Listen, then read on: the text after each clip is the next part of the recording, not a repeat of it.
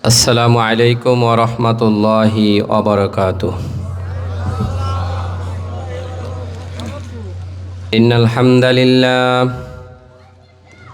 ইন্নাল হামদালিল্লাহি নাহমাদুহু ওয়া নাস্তাঈনুহু ওয়া নাস্তাগফিরুহু ওয়া নু'মিনু বিহি ওয়া নাতাওয়াক্কালু আলাইহি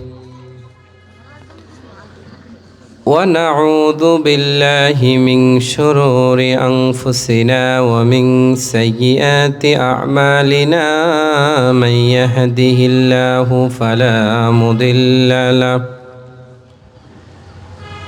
ومن يضلله فلا هادي له أي فلن تجد له وليا مرشدا ونشهد أن لا إله إلا الله وحده لا شريك له الذي لا جد له ولا ند له لا مثل له ولا مثيل له لا وزير له ولا كفيل له لا شبه له ولا شبيه له لا ولد له ولا والد له وهو الواحد الفرد الصمد لم يلد ولم يولد ولم يكن له كفوا أحد ونشهد أن سيدنا ونبينا وحبيبنا وبشيرنا ونذيرنا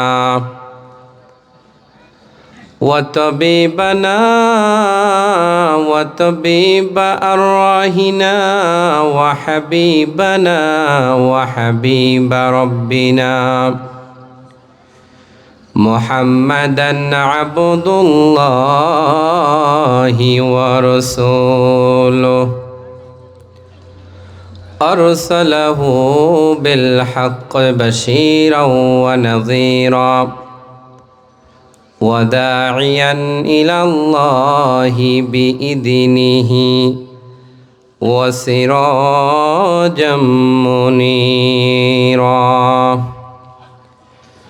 أما بعد فقد قال الله تعالى وفي كلامه المجيد وفي فرقانه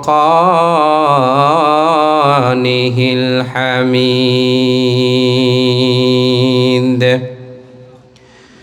যারা পারেন আমার সাথে পড়ুন أعوذ بالله من الشيطان الرجيم بسم الله الرحمن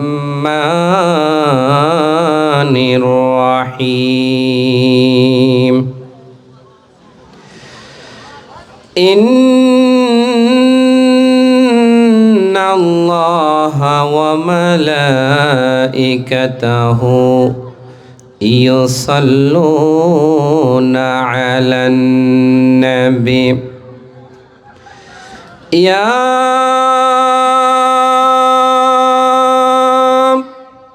أيها الذين آمنوا صلوا عليه وسلموا تسليما اللهم صل على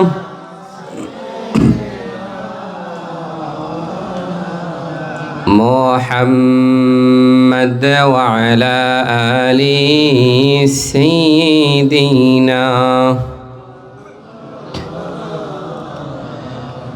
সন্নত নয় শুধু দাওয়াতেরই মেহমান সুন্নত নয় শুধু খাওয়া শেষে মধুপান, আর কিছু সুন্নাত আছে তুমি জানো কি? জানলেও জীবনে কখনো তা মানো কি? সুন্নাত নয় শুধু মেষ চড়াতে যাওয়া,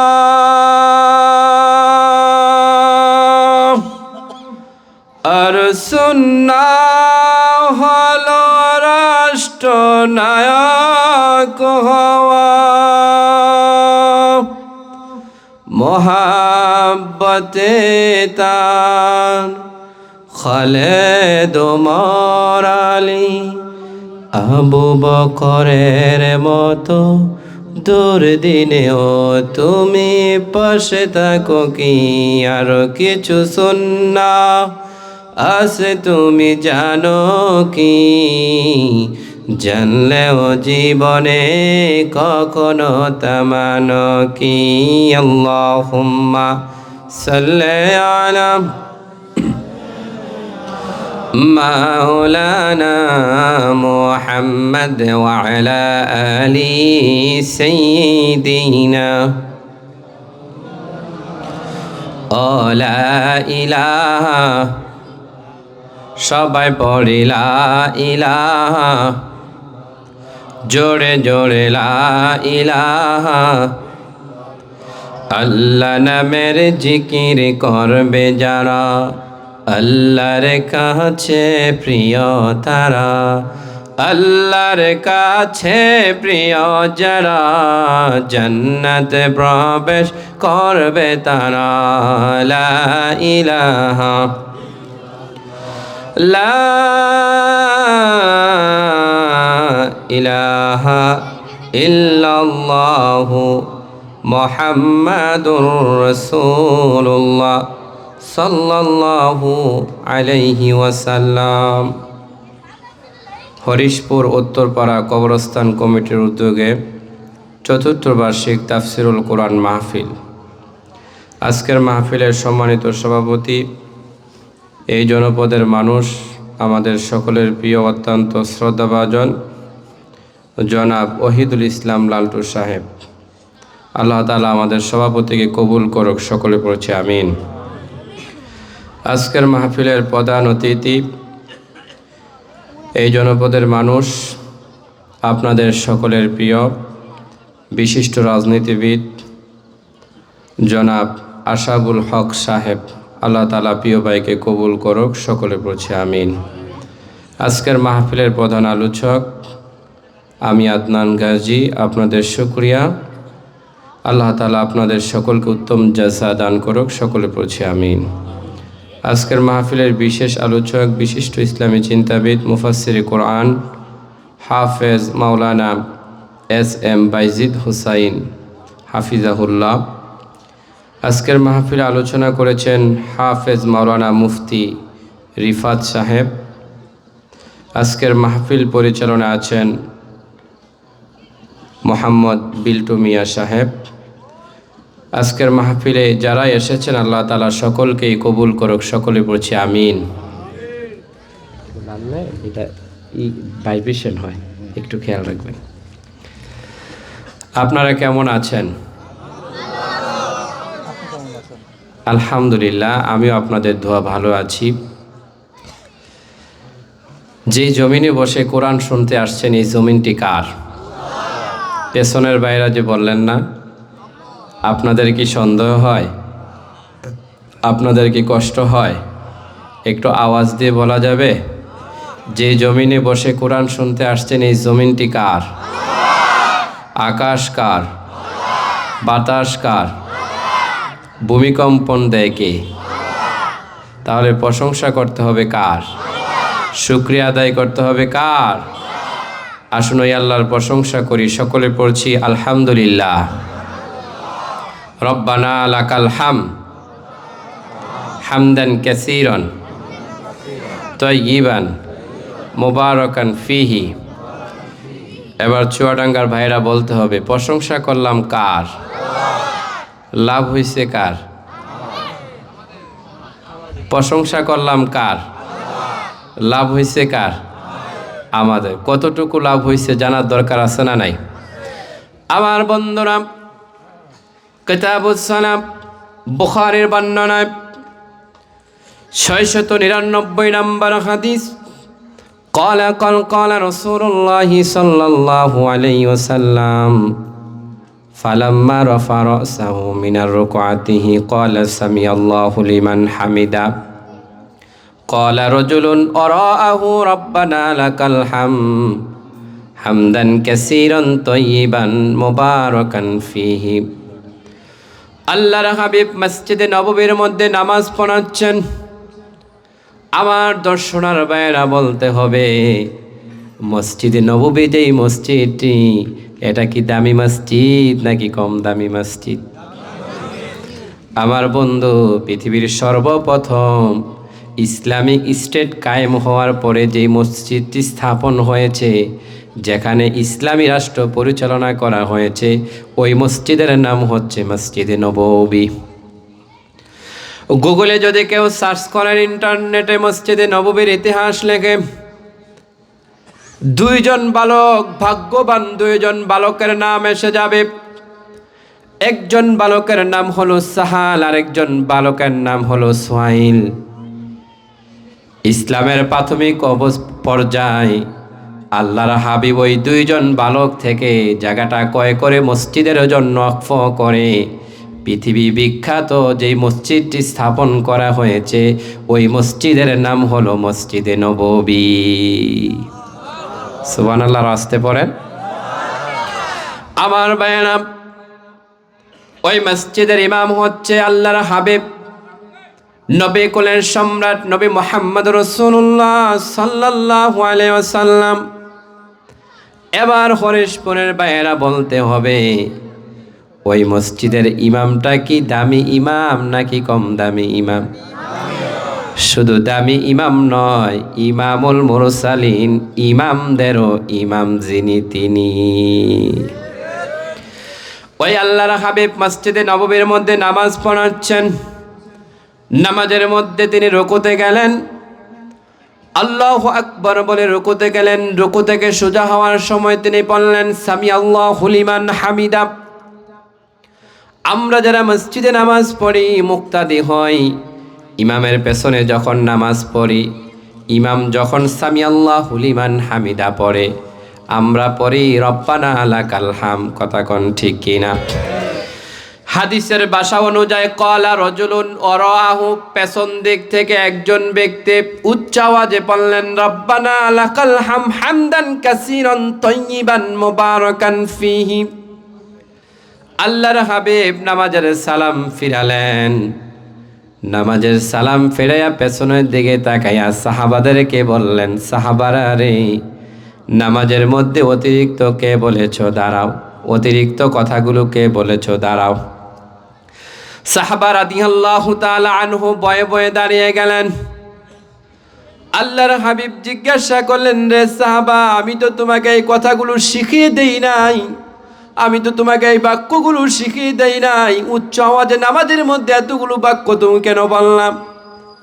সাহাবা রাদিয়াল্লাহু তাআলা আনহু বয়ে বয়ে বলতেছি, ইয়া রাসূলুল্লাহ, ইয়া হাবিবাল্লাহ, নবী হে, আমি আমার মনিবকে এত বেশি পছন্দ করি, এত বেশি মায়া করি, এত বেশি ভালোবাসি, আমি যখন আমার মনিবের প্রশংসা করতে গেলাম, রব্বানা লাকাল হাম বলে স্ত্রী থাকতে পারলাম না, হামদান কাসীরান তাইয়িবান মুবারাকান ফীহি, এই বাক্যগুলো আমার মুখ ফুসকে আমার আল্লাহর জন্য বেরিয়ে গিয়েছে। আল্লাহু আকবার। আল্লাহর নবী বলে, রে সাহাবা, আমি নবী, তুমি নবী নয়, আমি যা দেখি তুমি তা দেখো না।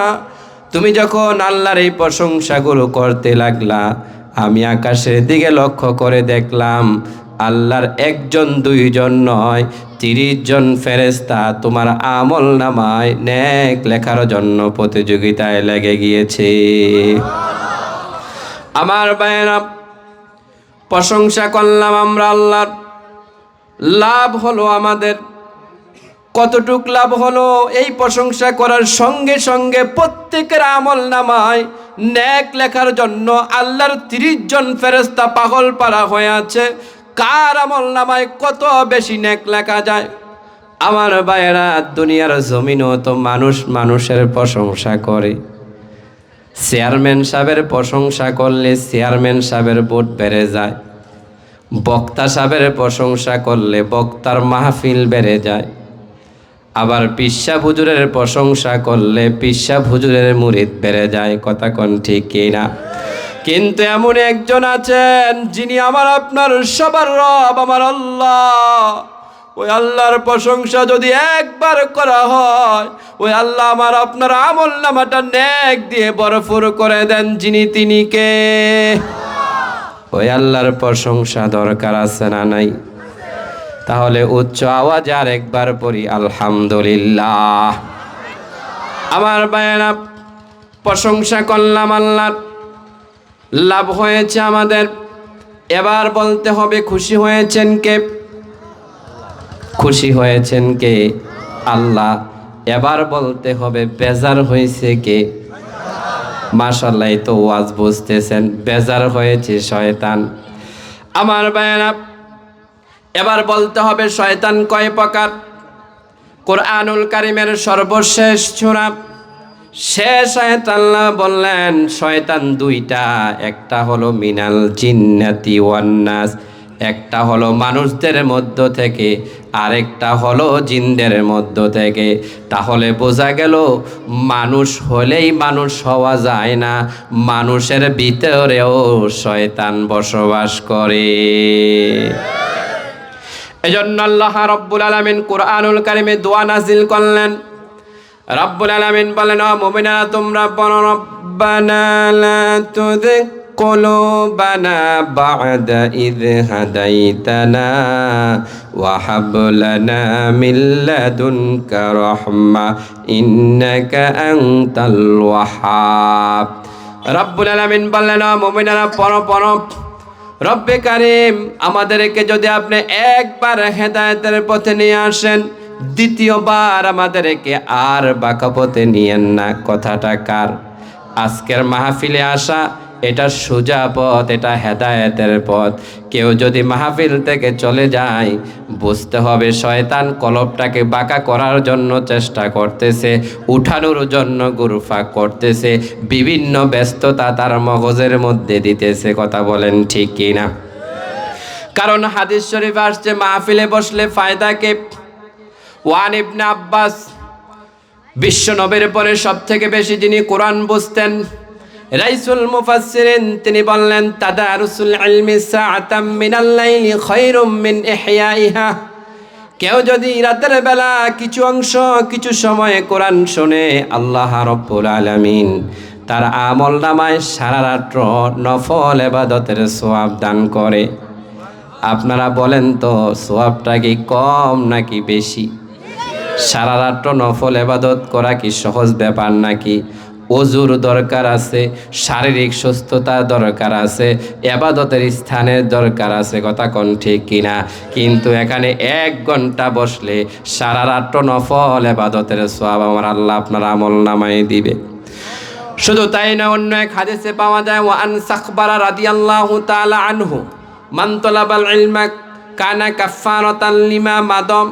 কেউ যদি ওই বাড়ি থেকে ওই ঘর থেকে বেরিয়ে আসে, আজকের তাফসীরুল কোরআন মাহফিলে গিয়ে কোরআনের কথা শুনবো, কোরআনের জ্ঞান অর্জন করব, আল্লাহ রাব্বুল আলামিন ঘোষণা করে দেয় ওই বান্দার জীবনের সগীরা গুনাহগুলো সঙ্গে সঙ্গে কাফফারা করে দেয়া হয়। আল্লাহু আকবার।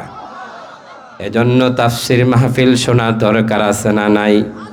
কিন্তু শয়তান সব থেকে বেশি বাধাগ্রস্ত করে তাফসীর মাহফিল যেন না শোনে, তাফসীর মাহফিল যেন না হয়। কারণ তাফসীর করলে লোকেরা হেদায়েত হবে, লোকেরা জানবে মানুষকে কিভাবে শয়তান ধোঁকা দেয়। এজন্য শয়তান যা জানিয়া শয়তানি করে কোরআনে স্পষ্ট। এজন্য কোরআন থেকে দূরে রাখার জন্য শয়তান মানুষকে বিভ্রান্তি করার জন্য বেশি বেশি কলবের মধ্যে ওয়াসওয়াসা দেয়। কথা ঠিক কিনা? এজন্য সবাই মনে মনে পড়বেন, আউযু বিল্লাহি মিনাশ শাইতানির রাজিম। আল্লাহ রাব্বুল আলামিন অনেক ধরনের ইবাদত দিলেন, আমাদেরকে নামাজ পড়ার জন্য আল্লাহ তাআলা হুকুম করলেন, কিন্তু নামাজ পড়তে আল্লাহ তাআলা বললেন না শয়তান থেকে আশ্রয় চাও। রোজা রাখার হুকুম দিলেন, রোজার রাখার সময় আল্লাহ বললেন না শয়তান থেকে আশ্রয় চাও। ওই বাইতুল্লাহ জিয়ারত হজের হুকুম দিলেন, হজের শুরুতে আল্লাহ বললেন না শয়তান থেকে আশ্রয় চাও আমার কাছে, কিন্তু আল্লাহ তখনই বললেন যখনই কোরআনটা পড়া হবে তখনই তোমরা বিতাড়িত শয়তান থেকে আশ্রয় চাও।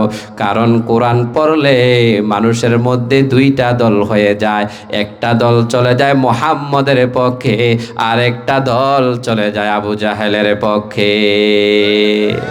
কথা ঠিক কিনা? আবার কোরআন পড়লে দুইটা দল হয়ে যায়, একটা দল হয়ে যায় নামাজিদের পক্ষে, আরেকটা দল হয়ে যায় বেনামাজিদের পক্ষে। কথা কোন ঠিক কিনা? আবার কোরআন পড়লে দেখা যায় একটা দল হয়ে যায় ডানপন্থী, আরেকটা দল হয়ে যায় বামপন্থী। কথা বলেন ঠিক কিনা?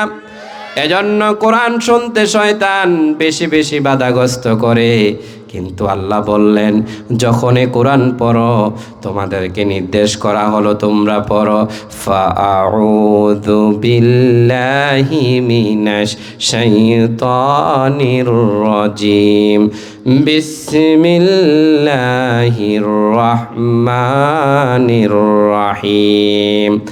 এরপর আল্লাহ বললেন গোলাম আমার কোরআনুল কারিমে একটা নয় দুইটা নয় 114টি সূরা দিয়েছি, এই সূরাগুলো তোমরা পড়ো, বেশি বেশি পাঠ করো। প্রত্যেকটা সূরার মধ্যে আমি এক একটা আয়াতে এক একটা সিদ্ধান্ত দিয়েছি, এক একটা দৃষ্টান্ত দিয়েছি। এই কোরআন হলো তোমাদের জীবন বিধান, এই কোরআন হলো তোমাদের সংবিধান, এই কোরআন হলো তোমাদের পরিবর্তনকারী পথ প্রদর্শক।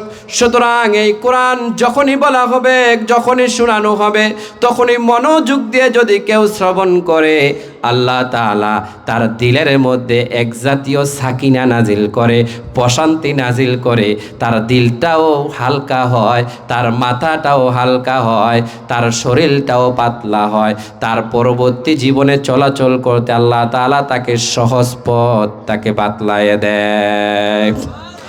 রব্বুল আলামিন সূরা 3-এর মধ্যে বললেন ওয়াত-তিনি ওয়াজ-জাইতুন।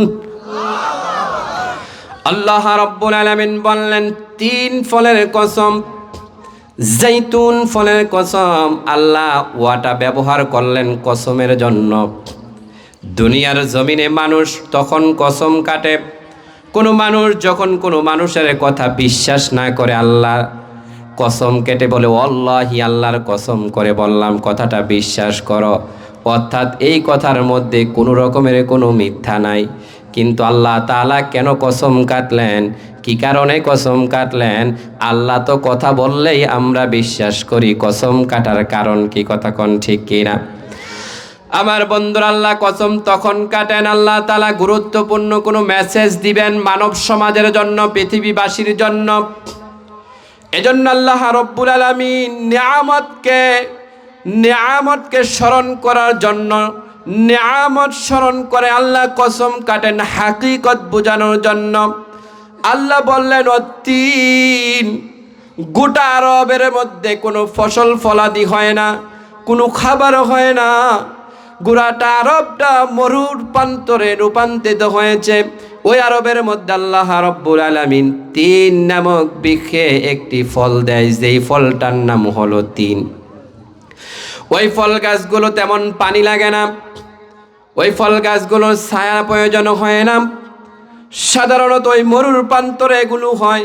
কিন্তু এই ফলের মধ্যে আল্লাহ রব্বুল আলামিন এত এত পরিমাণে আল্লাহ তাআলা ভিটামিন এত পরিমাণে শেফা দিয়েছেন, পৃথিবীর আর কোনো ফলে আল্লাহ তাআলা দেন নাই।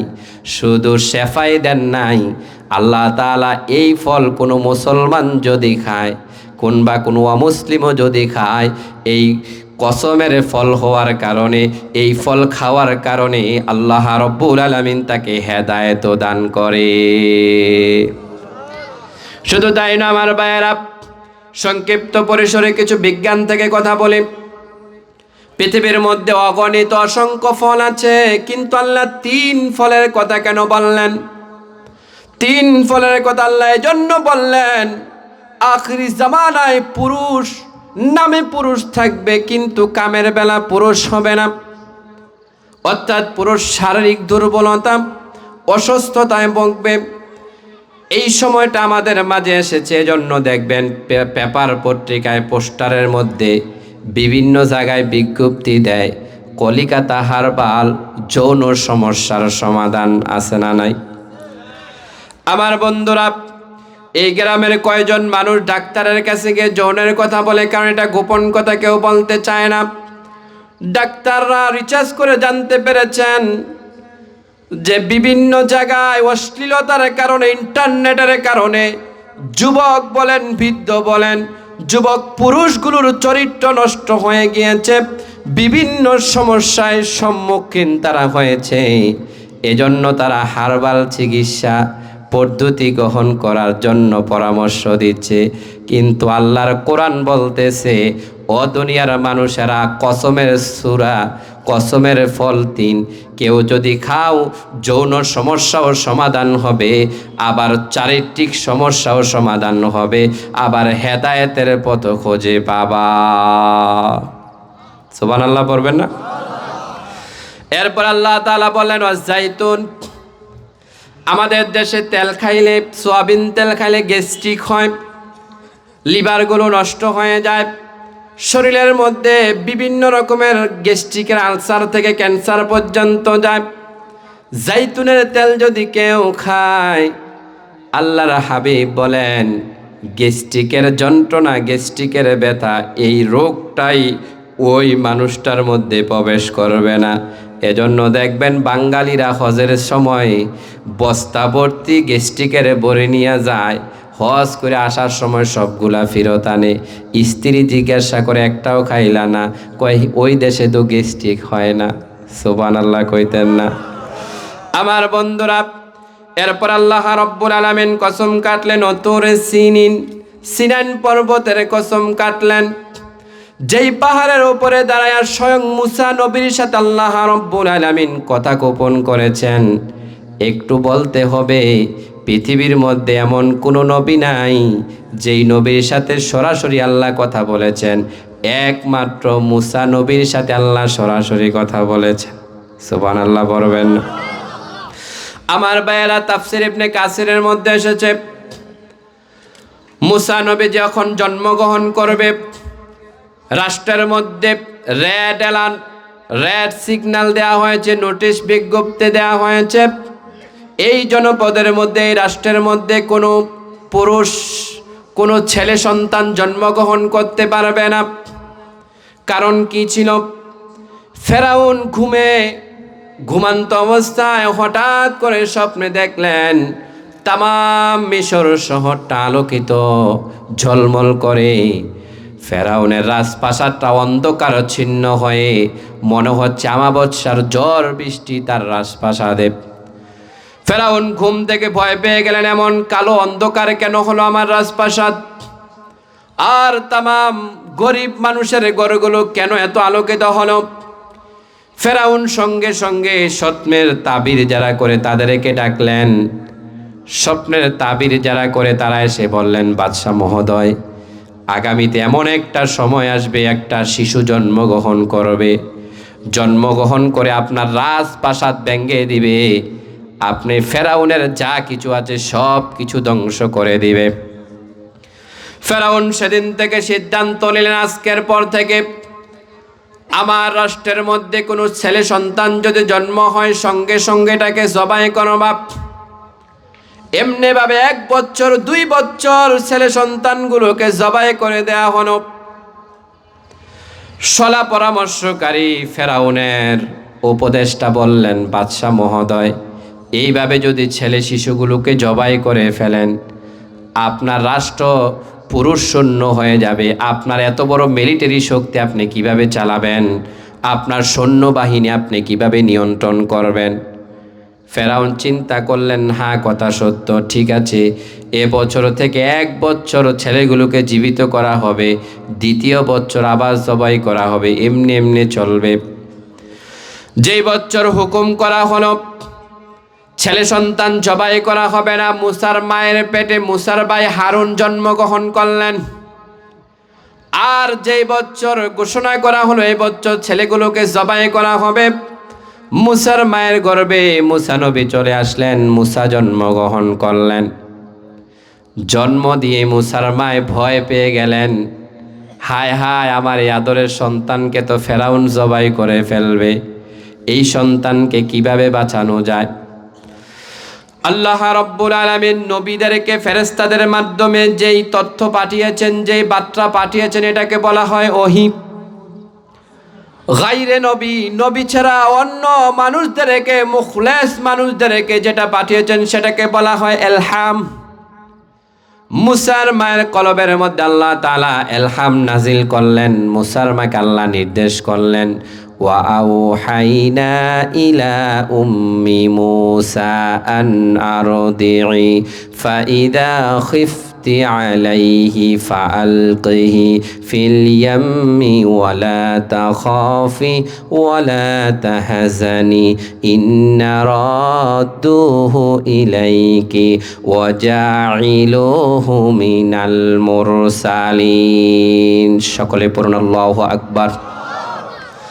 আল্লাহ রাব্বুল আলামিন মুসার মাকে বললেন, হে মুসার মা, শোনো শোনো, তুমি যদি আশঙ্কা করো ফেরাউনের দলবল তোমার মহল্লায় চলে আসে তোমার সন্তানকে জবাই করবে, ও মুসার মা, ছোট্ট মুসাকে বাক্স ভর্তি করে নীল নদে ফেলে দিবা। একটা মায়ের পক্ষে কখনো সম্ভব নয় নবজাতক একটা শিশুকে নদীর মধ্যে ছেড়ে দেওয়া, কথা কোন ঠিক কিনা? কিন্তু আল্লাহ রাব্বুল আলামিন আদেশ করলেন, মুসার মায়ের কলবে ইলহাম দিলেন, মাকে ধৈর্য দিলেন, বুঝার শক্তি দিলেন, আর বললেন, ইন্না রাদ্দুহু ইলাইকি ওয়া জাইলুহু মিনাল মুরসালিন। তুমি টেনশন করিও না, তুমি ভয় পেও না, তোমার মুসাকে তোমার কাছে ফেরত দেয়া হবে।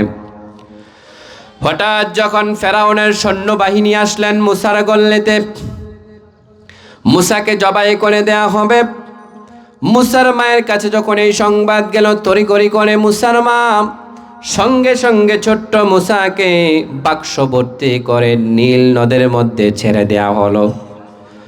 আমার দর্শনার ভাইয়েরা বলতে হবে, পানির মধ্যে যদি কোনো ভারী জিনিস ছেড়ে দেয়া হয়, এটা কি ভাসমান থাকে নাকি ডুবে যায়?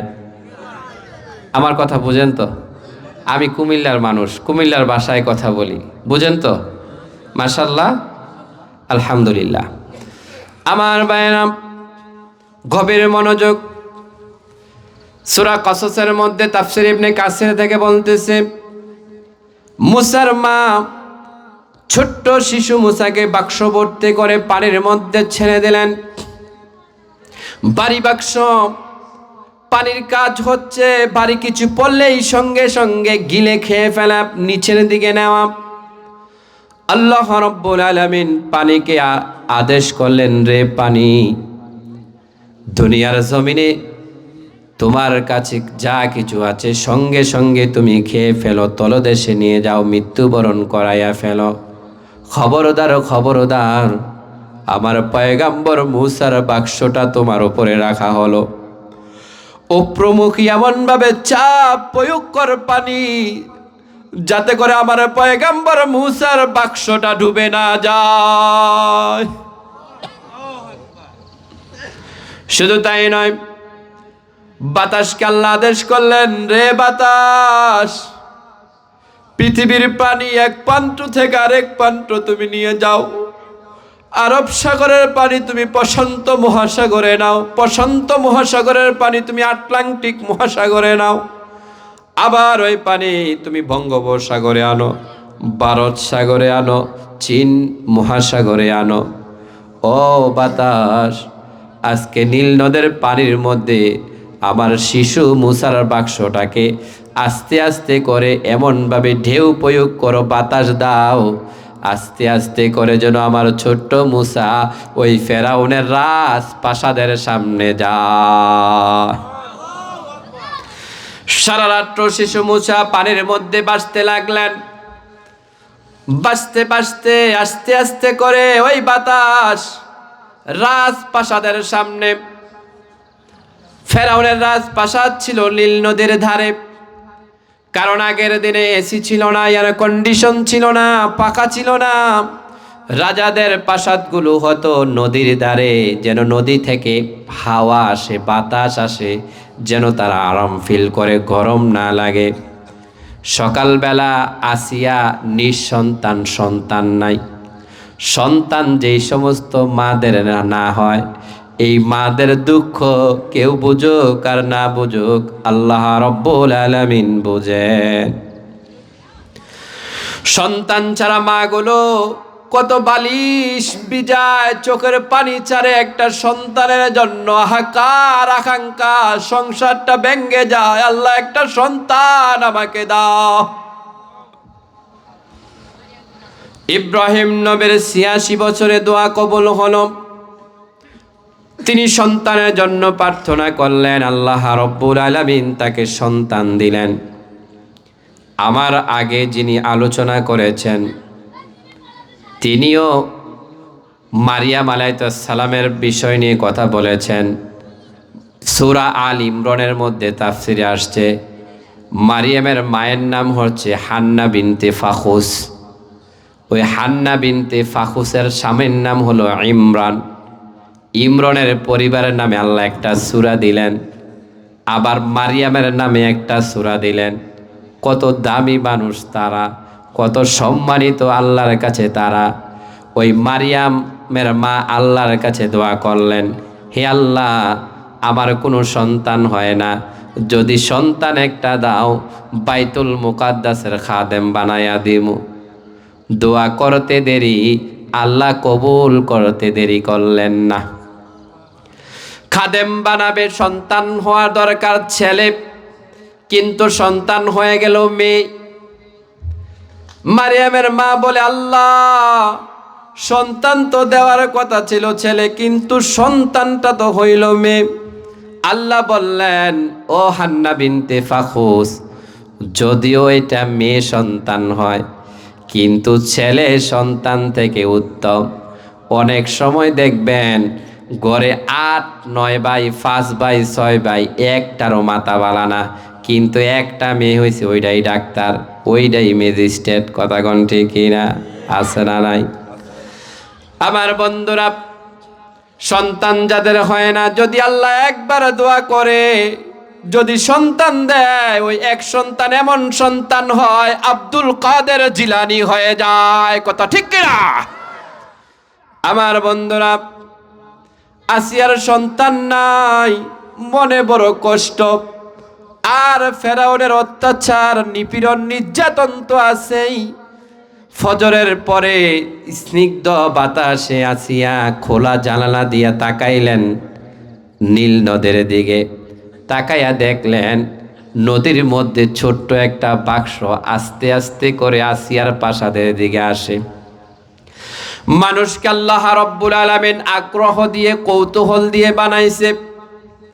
রাতের বেলা কেউ যদি হেঁটে যায়, সামনে যদি একটা ব্যাগ পরে কিংবা কিছু একটা পরে থাকে, এমন মানুষ কমে আছে যে এটাকে হাতে নিয়ে দেখবে না। কথা কোন ঠিক কিনা? যদি কোনো রকমের টাকা হয়ে যায়, স্বর্ণ গহনা হয়ে যায়, দুই দিকে তাকাইয়া দেখবে কেউ আসেনি, আস্তে করে নিজে নিয়ে নিবে। এরকমও আছে না নাই? মানুষকে বানাইছে আল্লাহ আগ্রহ দিয়ে, কৌতূহল দিয়ে। আসিয়া বাক্সটা দেখে দুইটা সৈন্যকে ডাক দিল, সৈন্যরা শোনো শোনো, ওই যে নদীর মধ্যে বাক্সটা দেখা যায়, দৌড়াইয়া নিয়ে আসো, এটার মধ্যে কি আছে আমি দেখতে চাই। বাক্সটা নিয়ে আসা হলো, আসিয়ার সামনে বাক্সটা খোলা হলো।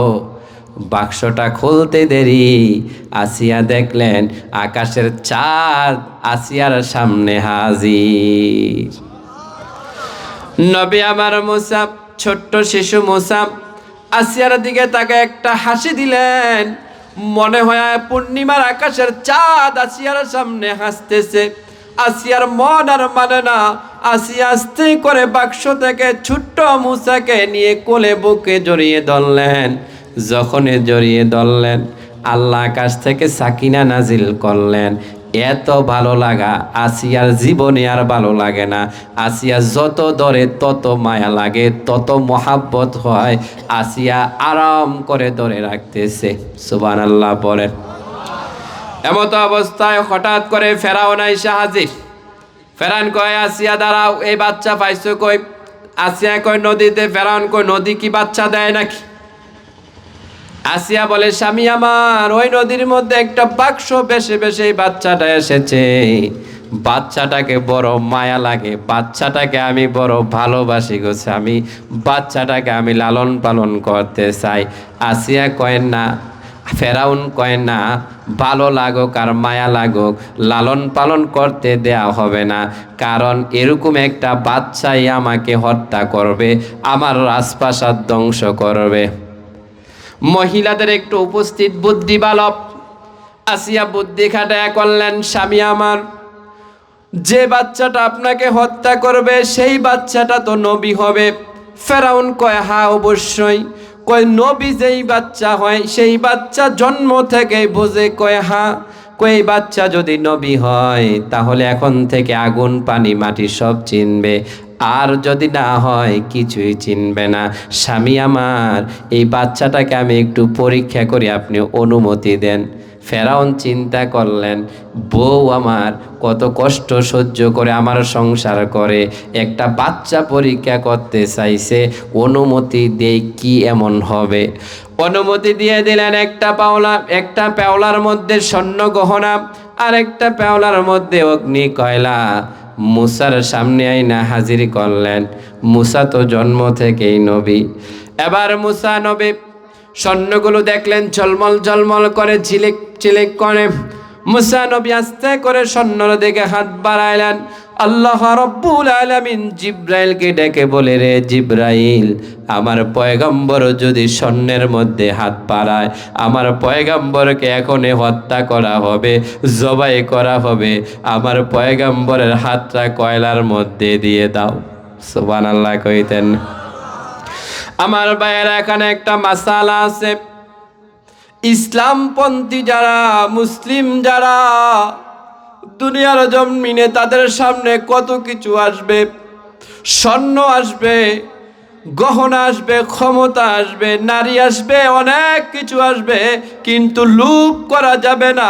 আল্লাহ রাব্বুল আলামিন যখন চূড়ান্ত ফয়সালা আপনাকে দিয়ে দিবে, তখন আপনি লোভ করতে হবে না। আপনার তকদিরের উপরে এটা পস্তাবে, আপনি না চাইলেও আপনি এটা পেয়ে যাবেন। কথা ঠিক কিনা? দুনিয়ার মানুষ কিছু দিলে এটা শেষ হয়ে যায়, কিন্তু আল্লাহ যখন কাউকে কিছু দেয়, এত এত এত এত পরিমাণে দেয়, এটার কোনো শেষ নাই। এটা এত বরকত, এত বরকত, এত সহজ হয়, এটা কল্পনাও করা যায় না। কথা বলেন ঠিক কিনা? আমার ভাইয়েরা, মুসা নবী কয়লার মধ্যে হাত দিলেন। ছোট্ট মানুষ কয়লাটা ধইরা সঙ্গে সঙ্গে জিহ্বায় দিয়ে দিলেন, কারণ সারা রাত কিছু খায় নাই, নদীর উপর পানিতে ঘুরছে। আমার বন্ধুরা, ছোট্ট শিশু বাচ্চা কয়লা দিলেন মুখে, দিতে জিহ্বা গেল পড়ে। এবার এমন জোরে চিৎকার চেঁচামেচি শুরু করলেন, ফেরাউনের কান জ্বালাপোড়া হয়ে যাচ্ছে। ফেরাউন কয়, আসিয়া তোমার সন্তান সামলাও, তাড়াতাড়ি দুধ দাও। আসিয়া কয়, স্বামী আমার, সন্তান কি আমার নাকি? দুধ আমি কেমনে দেম? সন্তান যদি আমার হইতো তাহলে না আমি দুধ দিতাম, সন্তান না হলে তো নারীদের স্তনে দুধ আসে না, আমি কেমনে দুধ দেবো? কি কথা আপনি বলেন? ফেরাউন কয়, তাহলে এক কাজ করো, যেহেতু ছেলেটা তুমি লালন পালন করবা আমার পালক সন্তান হিসাবে, এতদিন যাবৎ যতগুলো শিশুর মা হত্যা করা হয়েছে, ওই মাগুলোরে ডাক দাও আমার সন্তানকে দুধ পান করানোর জন্য। এবার রাষ্ট্রের মধ্যে ডোল পেটে এলান দিলেন, ফেরাউনের রাজদরবারে একটা শিশু পাওয়া গেছে। ওই শিশুটাকে ফেরাউন লালন পালন করবে, ওই শিশুটার ফেরাউন দায়িত্ব নিবে। যেই মা ওই শিশুকে দুধ পান করাবে তাকে মাসে মাসে স্বর্ণ মুদ্রা দেয়া হবে। স্বর্ণ মুদ্রার কথা শুনতে দেরি সমস্ত মাগুলো দৌড়ান দিলেন। এতদিন পর্যন্ত পানিতে নদীতে দুধ ফেলতেন, চিন্তা করলেন আর দুধ ফেলা যাবে না, কষ্ট হবে না। একটা বাচ্চাকে দুধ খাওয়াইলে নিজেরও ভালো লাগবে, আবার বিনিময় মাসিক টাকাও পামো। মায়েরা এসে লাইনে ধরলেন। সমস্ত মায়েরা মুসার কাছে দুধ দেয়। মুসা নবী তো স্তনে মুখ দেয় না, সুবহানাল্লাহ কইতেন না। কারণ আল্লাহ রাব্বুল আলামিন বললেন, ইন্না রাদ্দুহু ইলাইকা ওয়া জাইলুহু মিনাল মুরসালিন। ও মুসার মা, তোমার মুসাকে তোমার কাছে ফেরত দেয়া হবে। সমস্ত মায়েরা যখন ফেল করলেন, কারো দুধ যখন মুসা মুখে দেয় না, কান্নাই করে যাচ্ছে, কান্নাই করে যাচ্ছে। মুসার মায়ের কাছে সংবাদ গেল, ছোট্ট একটা বাচ্চা নদীতে বাক্সর মধ্যে পাওয়া গেছে। বাচ্চাটা এখনো পর্যন্ত দুধ খায় না, দুধ খায় না। হাজার হাজার মায়েরা স্তন দেয়, দুধ খায় না। মুসার মা কথাটা শুনতে দেরি একটা চিৎকার দিয়ে আল্লাহ বলে ফেরাউনের রাজপ্রাসাদের দিকে দৌড় দিল। দৌড়ায় আয়সা দেখে ওই নিজের সন্তান ফেরাউনের স্ত্রীর কোলে। আস্তে আস্তে করে দাঁড়াইলেন, আল্লাহ এলহাম নাজিল করলেন, মুসার মা খবরদার, যদি তোমার সন্তান তুমি এটা দাবি করো, তুমিও শেষ, তোমার সন্তানও শেষ। এমনভাবে দুধ পান করাও যাতে করে কেউ না বোঝে এটা তোমার সন্তান। মুসার মা আস্তে আস্তে করে মুসার কাছে গেলেন, মুসাকে কোলে তুলে নিলেন। কোলে তুলে আস্তে করে দুধ স্তনটা দিলেন। মুসা আস্তে আস্তে করে শান্ত হয়ে দুধ পান করতে লাগলেন। একটু আওয়াজ দিয়ে কি সুবহানাল্লাহ বলা যাবে না? এবার যখন স্তন থেকে দুধ পান করলেন, মুসাকে আবার আস্তে করে আসিয়ার কোলে দিলেন। এবার ফেরাউন বললেন, ও নারী, তোমার পরিচয় কি? মুসার মা বললেন, উমক বস্তির মধ্যে আমি থাকি, উমক আমার পরিচয়। আজকে থেকে বস্তিতে থাকা লাগবে না, আমার রাজপ্রাসাদে থাকবা। আমার রাজপ্রাসাদে আমার এই পালক ছেলেকে তুমি দুধ পান করাইবা। আল্লাহ আবার এলহাম নাজিল করলেন, তুমি না করো, তুমি বলো তোমার স্বামী আছে, আরো অন্য সন্তান আছে, তাদেরকে দেখাশোনা করতে হয়। এই কথা যখন মুসার মা বললেন, ফেরাউন বিচার ফায়সালা করলেন, তুমি তোমার বাসায় চলে যাও। সকালবেলা আমার সৈন্যবাহিনী ছোট্ট মুসাকে তোমার বাড়িতে নিয়ে যাবে। তুমি সারাদিন দুধ পান করাইবা, গোসল করাইবা, আদর করবা, ভালোবাসবা। বিনিময় মাস শেষে তোমাকে 1000 স্বর্ণ মুদ্রা দেওয়া হবে। সুবহানাল্লাহ পড়তেন না? আমার বন্ধুরা, পৃথিবীর মধ্যে একমাত্র মুসা নবীর মা, তিনি সন্তানকে, নিজের সন্তানকে দুধ পান করাইলেন। আবার নিজের সন্তানকে দুধ পান করানোর বিনিময় অসংখ্য স্বর্ণ মুদ্রা লাভ করলেন। আল্লাহ রাব্বুল আলামিন ওই কৃতজ্ঞতার কথা স্মরণ করাইলেন, ওই হাকিকতের কথা স্মরণ করাইলেন। আল্লাহ বললেন, ও তুর সিনিন, ওই তুর পাহাড়ের উপরে দাঁড়াইয়া দাঁড়াইয়া আমার পয়গাম্বর মুসা যেই পাহাড়টার মধ্যে কথা বলেছে, ওই পাহাড়ের কসম। এরপর আল্লাহ রাব্বুল আলামিন বললেন, ওয়া হাযাল বালাদিল আমিন।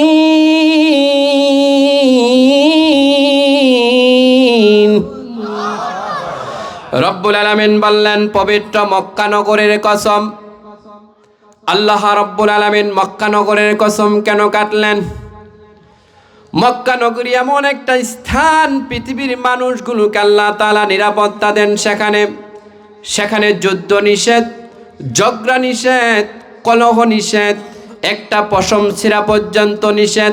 সেখানে নিম্নস্তরের ঈমান নিয়ে যদি সেখানে কেউ যায়, আল্লাহ রব্বুল আলামিন তাকে ঈমানের স্বাদ দেয়।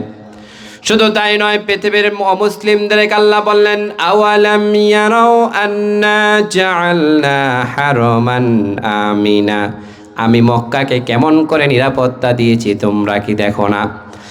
আল্লাহ বললেন সেখানে বাংলাদেশের মানুষও আছে, পাকিস্তানের মুসলমানও আছে, আবার হিন্দুস্তানের মুসলমানও আছে, আবার ইথিওপিয়ার মুসলমানগুলো আছে, ওই আফগানিস্তানের মুসলমানগুলো আছে, মালয়েশিয়ার আছে, ইন্দোনেশিয়ার আছে, আমেরিকার আছে, ডেনমার্কের মুসলমান আছে। এক একজনের ভাষা ভিন্ন, এক একজনের দৈহিক আকৃতি ভিন্ন। পাকিস্তানের তাদেরকে বাঙালিরা বলে না, ৭১ আমাদেরকে মারেছ, আজকে মাতাফে তাওয়াফের ময়দানে তোমার নাকশা ফালাই দেমু, এরম কয় নাকি? সবাই বলে লাব্বাইক আল্লাহুম্মা লাব্বাইক, লাব্বাইক লা শারীকা লাক লাব্বাইক, ইন্নাল হামদা ওয়ান নি'মাতা লাক ওয়াল মুলক লা শারীকা লাক লাব্বাইক। শুধু আল্লাহর কাছে বলে, আল্লাহ আমি হাজির, আমি কারুর শরীক করি না, তোমার সাথে কাউকে শরীক করি না। ও ইন্নাল হামদা, নিশ্চয়ই আমি তোমার নিয়ামতের প্রশংসা করি রে আল্লাহ। এই স্লোগান দিয়ে দিয়ে কাবার মাতাফে তাওয়াফের মধ্যে গাজওয়া দিয়ে, মেসফালা দিয়ে, হিজরা রোড দিয়ে ওই কাবার চতুর্পাশে গিয়ে মানুষগুলো এক আল্লাহর জন্য পঙ্গ পাগলের মতো পাগল পাড়া হয়ে বলে, আল্লাহ আমি গুনাহগার, আমি জীবনে অনেক গুনাহ করেছি, আমার মতো গুনাহগার আর কেউ নাই রে আল্লাহ। এই কাবার মাথাপে দাঁড়াইয়া রইলাম, এই কাবাকে সামনে নিয়ে তোমার কাছে তওবা করি রে আল্লাহ, আমার জীবনের গুনাহগুলো মাফ করে দাও। কথা কান ঠিক কিনা?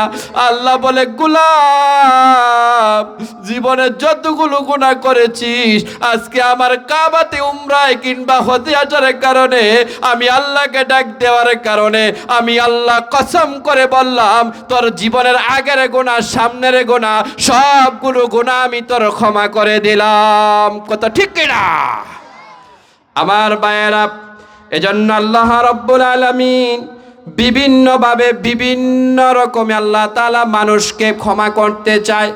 ওই ক্ষমার জায়গার মধ্যে জন্মগ্রহণ করেছেন আখিরি জামানার পয়গম্বর, যেই পয়গম্বরকে বলা হয় রাহমাতুল লিল আলামিন। দুনিয়ার জমিনে আল্লাহর কাছে আল্লাহর নবী আর দোয়া করেছেন, ওগো আল্লাহ, অন্যান্য উম্মতদেরকে আপনি ব্যাঙ পাঠাইছেন, উকুন পাঠাইছেন, অগ্নি পাঠাইছেন, ভূমি দোষ দিয়েছেন, আগুন দিয়েছেন, দিয়ে তাদেরকে ধ্বংস করে দিয়েছেন, একটা মানুষকেও রাখেন নাই। নূহ আলাইহিস সালামের জামানা এমত বড় প্লাবন দিয়েছেন, নূহ আলাইহিস সালামের উম্মতগুলোকে শেষ করে দিয়েছেন। শুধু তাই নয়, এমনি এমনি ভাবে সালেহ নবী থেকে শুরু করে, লূত আলাইহিস সালাম থেকে শুরু করে, এমনও নবী আছে একজন দুইজন উম্মত নিয়ে কিয়ামতের ময়দানে দাঁড়াবে, আপনার আযাবের কারণে তাদের উম্মতগুলো দুনিয়াতেই ধ্বংস হয়ে গেছে। ও আল্লাহ, আখিরি জামানার মধ্যে আমার পয়গম্বরদের কেমন আযাব দিয়েন না, যাতে করে আমি উম্মত শূন্য হয়ে দাঁড়াতে হয়। আল্লাহু আকবার বলে। এজন্য আমার ভাইয়েরা, একসাথে তামাম পৃথিবীর মধ্যে আল্লাহ ভূমিকম্পন দেয় নাই। বাংলাদেশে ভূমিকম্পন দিলে পাকিস্তানে দেয় না, পাকিস্তানে দিলে আবার মালয়েশিয়া দেয় না, তুরস্কতে দিলে আবার ইন্দোনেশিয়ায় দেয় না। কিন্তু আল্লাহ বুঝাইতে চাইলেন ভূমিকম্পনটা কেন আসে।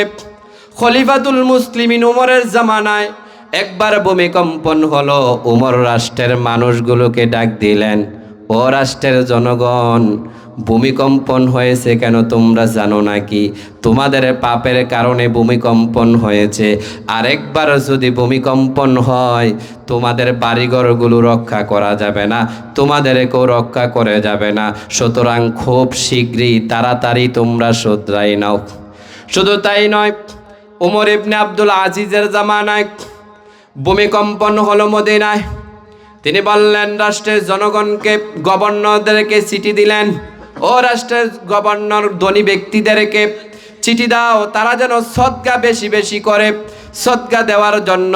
কারণ ভূমিকম্পন নামক আযাব হইলে মানুষ বাঁচার সম্ভাবনা কম। আমাদের বাংলাদেশ ইদানিং ভূমিকম্পন কম না বেশি? ভূমিকম্পন হওয়ার একটা বড় আলামত হলো জমিনের মধ্যে পাপাচার বেড়ে যাওয়া, অশ্লীলতা গান বেড়ে যাওয়া। আজকে বিবাহ কিংবা মুসলমানি কোনো একটা প্রোগ্রাম শুরু হইতে দেরি হয়, সেখানে গান বাজাইতে দেরি করে না। অশেপালি কেনে পানে জর্দা মিশাইলি, তোকে দেখে গাই যে আমি রিমিস কাওয়ালি, রিমিস কাওয়ালি, রিমিস কাওয়ালি। কথা ঠিক কিনা? আছে না নাই? আপনাদের দিকে মনে নাই? কম কম। বর্ষার সময়, বৃষ্টি সিজনে, ঈদের দিন ছেলেবেলারা দেখবেন ফ্রিকাপ নিয়ে বড় বড় স্পিকার নিয়ে গান বাজায়। ও টনির মা তোমার টনি কথা শুনে না, সবার সাথে কথা বলে আমার সাথে না। আছে না নাই? এই গান যারা গায়, এই গান যারা লিখছে, এরা গানের মর্মই জানে না। এরপরে আমাদের দেশে তো আউলা জাউলা বাউল গানও কিছু আছে, এরপরে ইসলামিক তরিকাও কিছু নাজায়েজ গান গায়। আছে না নাই? গান গায় ও মুর্শিদ মাশাল্লাহ, এই জাগতে প্রেম করিয়া কে রইয়াছে বালা গো, কে রইয়াছে বালা, ভিতর বাহির দেখতে বালা, অন্তর ফুইরা কয়লা গো মাশাল্লাহ। আছে না নাই? আছে না? শুধু তাই নয়, আরো গান গায়, এমন গান গায় ইমান থাকে না। গান গায় কিরমান কাতিবিন, রোজ হাসরের দিন আল্লাহর কাছে যদি করে অভিযোগ, আমরা বলবো আমরা সবাই ল্যাংটা মিয়ার লোক। আছে না? আমি তো ল্যাংটা মিয়া বলছি, এরা কয় ল্যাংটা বাবার লোক। কথা ঠিক কিনা? কিরমান কাতিবিন, আল্লাহর সম্মানিত দুইজন ফেরেশতা। কিয়ামতের ময়দানে আপনার আমল পেশ করা হবে, সেদিন আল্লাহ তাআলা কহার রূপ ধারণ করবে। আপনি যদি বলেন সেখানে ল্যাংটা মিয়ার লোক, ডিনজিরা দিয়ে একবারে দিয়ে ফেরেশতা বলবে জাহান্নামে ফেলে দাও তাকে। কথা ঠিক কিনা? এই সমস্ত গান টানের সাথে আমাদের কোনো সম্পর্ক। আল্লাহ আমার প্রভু আমার নাহি নাহি বয়, আমার কিসের সংখ্যা, কোরআন আমার ডঙ্কা, ইসলাম আমার ধর্ম, মুসলিম আমার পরিচয়। কথা ঠিক কিনা? এই পরিচয় নিয়ে বাঁচতে চাই। রাজি আছেন মুসলমান? কে কে রাজি? দু হাত তুলে আমার আল্লাহকে দেখান।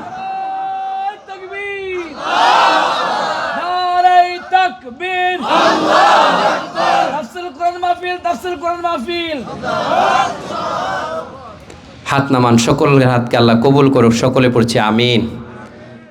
এরপরে এই গানগুলো এত এত পরিমাণে আমাদের দেশের মধ্যে ভাইটাল হয়েছে, আপনি কল্পনাও করতে পারবেন না। কিন্তু সূরা লোকমান আল্লাহ বললেন ওমিনান নাসি মাইয়াশতারি লাহওয়াল হাদিস, অশ্লীল অকট্ট কথাবার্তা এগুলো হারাম হারাম। আর গান কাকে বলে এই শিল্পীরা এইটাই জানে না। কোনো জ্ঞানমূলক কথা সুর দ্বারা প্রকাশ করাকেই গান বলে। একদিন মাটির ভিতরে হবে ঘর, ও মন আমার কেন বান্ধ দালান ঘর। এটার মধ্যে অত আছে না নাই?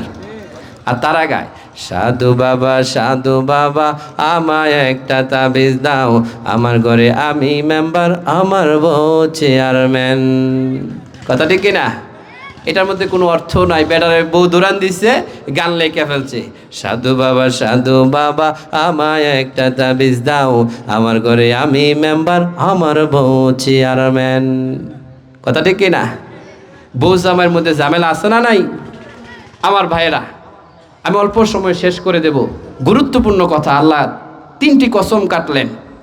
একটা হচ্ছে ফিলিস্তিন, যেখানে নবীদের বরকতে আল্লাহ তাআলা তিন এবং জাইতুন ফল দিতেন, এবং যে ভূমিটাকে আল্লাহ তাআলা বরকত করেছেন।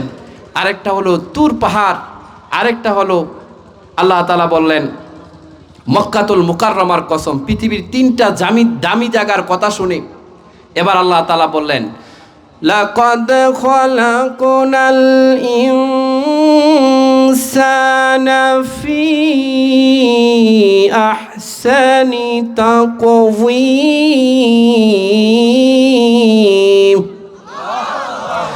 রব্বুল আলামিন বললেন আমি আল্লাহ রব্বুল আলামিন মানুষকে উত্তম আকৃতি দিয়ে উত্তম করে শ্রেষ্ঠ করে আমি আল্লাহ রব্বুল আলামিন মানুষকে বানাইলাম। আরেক জায়গায় আল্লাহ বললেন আল্লাযী খলাকাকা ফাসাওয়াকা ফাআদালাক, আমি মানুষকে ভারসাম্যপূর্ণ করে বানাইলাম। নাকটা নাকের জায়গায় দিলাম, মুখটা মুখের জায়গায় দিলাম, চোখটা চোখের জায়গায় দিলাম। এই আয়াতের ব্যাখ্যায় আল্লাহ বললেন মানুষ যখন কোনো ভালো কাজ করে ওই মানুষটাকে আল্লাহ ফেরেশতার চাইতে আরও মর্যাদাপূর্ণ করে ফেলে। আবার যখন ওই মানুষ কোনো খারাপ কাজ করে আল্লাহ রাব্বুল আলামিন বলে তাকে হীনদেরও হীন, নিচুদেরও নিচু করে জাহান্নামে নিক্ষেপ করে। আল্লাহ বললেন সুম্মা রাদাদনাহু আসফালা সাফিলিন। আল্লাহ তাআলা আফসোস করে বললেন ও মানুষ, এমন একটা সময় কি অতিবাহিত হয় নাই? হাল আতা আলাল ইনসানি হিনুম মিনাদ দাহরি লাম ইয়াকুন শাইআম মাযকুরা। পৃথিবীর মধ্যে কোনো মানুষ ছিল না, মানুষ শব্দটাই ছিল না, এমন একটা সময় কি অতিবাহিত হয় নাই? আবার আজকে পৃথিবীর মধ্যে 800 কোটি মানুষের বসবাস। 800 কোটি মানুষের মধ্যে 400 কোটি মানুষ নাস্তিক, এর মধ্যে আরও 200 কোটি মানুষ অন্যান্য ধর্মের বিশ্বাসী, এর মধ্যে 150 কোটি মানুষ মুসলমান। এর মধ্যে দেখা যাচ্ছে 150-র মধ্যে আরো অর্ধেক মানুষ আল্লাহকে পরিপূর্ণভাবে মানে না। কথা ঠিক কিনা? এজন্য আল্লাহর নবীর হাদিস এসেছে ইয়াতি আলান নাসি জামানুন ইয়াজতামিউনা ফিল মাসাজিদ লাইসা ফীহিম মুমিন। এমন একটা জামানা আসবে, এমন একটা সময় আসবে মসজিদে ইমাম থাকবে, মসজিদে মুয়াজ্জিন থাকবে, মসজিদে মুসল্লি থাকবে, লাইসা ফীহিম মুমিন, কিন্তু একজনেরও ঈমান থাকবে না। আমি নবীর হাদিসটা পড়ে খুবই আতঙ্কিত হয়ে গেলাম, ভয় পেয়ে গেলাম। হায় হায়, এটা কেমন কথা? এমন একটা সময় আসবে মসজিদে ইমাম থাকবে, মুয়াজ্জিন থাকবে, মুসল্লি থাকবে, কিন্তু একজনেরও ঈমান থাকবে না। এটা কেমন কথা? এটা কেমন করে সম্ভব? আমি গবেষণা করলাম। আমি আদনান গাজী কুমিল্লা শহরের একটা মসজিদের খতিব। আমি চিন্তা করলাম আমি আদনান গাজী খতিব হয়ে কতটুক ঈমান নিয়ে ইমামতি করি। আমি দেখলাম না না না, 100% ঈমান নিয়ে ইমামতি করা যায় না। কারণ সুদের ব্যাপারে কথা বললে আমার মসজিদের সভাপতি সাহেব ব্যাংকের চাকরি করে, ওনার মন খুব খারাপ হইয়া যায়। আপনারা বলেন তো, সভাপতির মন খারাপ করে ইমাম কি ইমামতি করতে পারবে নাকি? আমি টপিক চেঞ্জ করলাম। আমি চিন্তা করলাম সুদের ব্যাপারে কথা বলবো না, আমি আবার থেকে কথা বলবো মদের ব্যাপারে। আমার মসজিদের সেক্রেটারি বড় একজন নেতা, রাজনীতিবিদ, উনি বড় ধরনের একজন সন্ত্রাসীও বটে। বিগত সরকারের আমলে একজন বড় নেতা ছিল শামীম ওসমান নামে। কথা কোনটি কিনা? ওনার ভয়ে নারায়ণগঞ্জ কাঁপতো। কোনো বিষয়ে যদি ঝামেলা হইতো উনি বলতো খেলা হবে, খেলা হবে। কথা কোনটি কিনা? আজকে কই এই মানুষগুলো কই গেল? এমন টাইপের একজন মানুষ মদের ব্যাপারে কথা বললাম কেন? কারণ উনি প্রতিদিন রাতের বেলা ক্লাবে যায়, ওই ক্লাবে যায় হালকা পাতলা তিনি খায়। চিন্তা করলেন হুজুর মনে হয় কোনোভাবে আমার কথা, আমার বিষয়ে জানে, এজন্য দেখলাম মদের ব্যাপারে কথা বললে উনি রাগ করে। আমি চিন্তা করলাম ঘুষের ব্যাপারে কথা বললে সভাপতি মন খারাপ, মদের ব্যাপারে কথা বললে সেক্রেটারি মন খারাপ হয়ে যায়। মা বোনদেরকে নিয়ে আমি কিছু কথা বলি।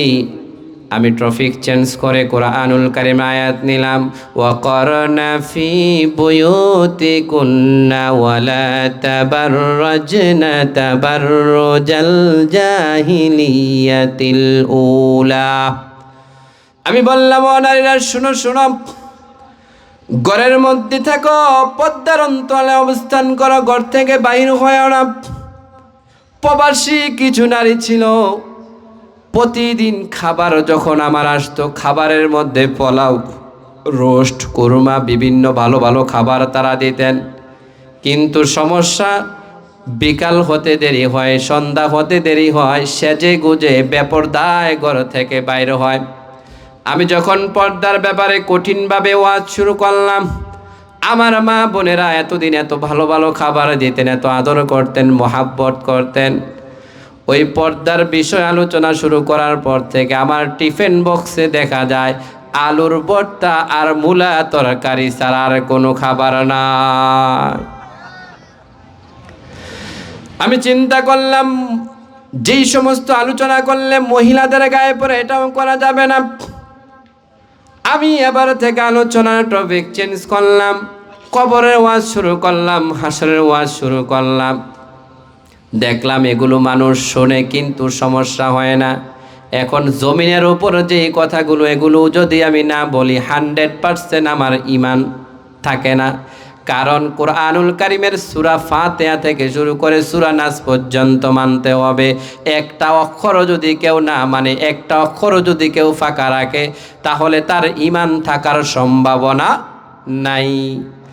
আমার বন্ধু, আমি চিন্তা করলাম আমার তো ধরা বাঁধা আছে, চাকরি করি, এজন্য আমার মুখে লাগাম দিয়ে কথা বলতে হবে। কিন্তু আমার মুয়াজ্জিন সাহেব, ওই মাঘমায়া শীতের মধ্যে প্রচণ্ড শীত, মানুষগুলো ঘুম থেকে উঠতে চায় না, কিন্তু মহল্লার মধ্যে সবার আগে আগে আমার মুয়াজ্জিন উঠে যায়। উঠে তিনি সবাইকে ডাকে, আসসালাতু খায়রুম মিনান নাওম।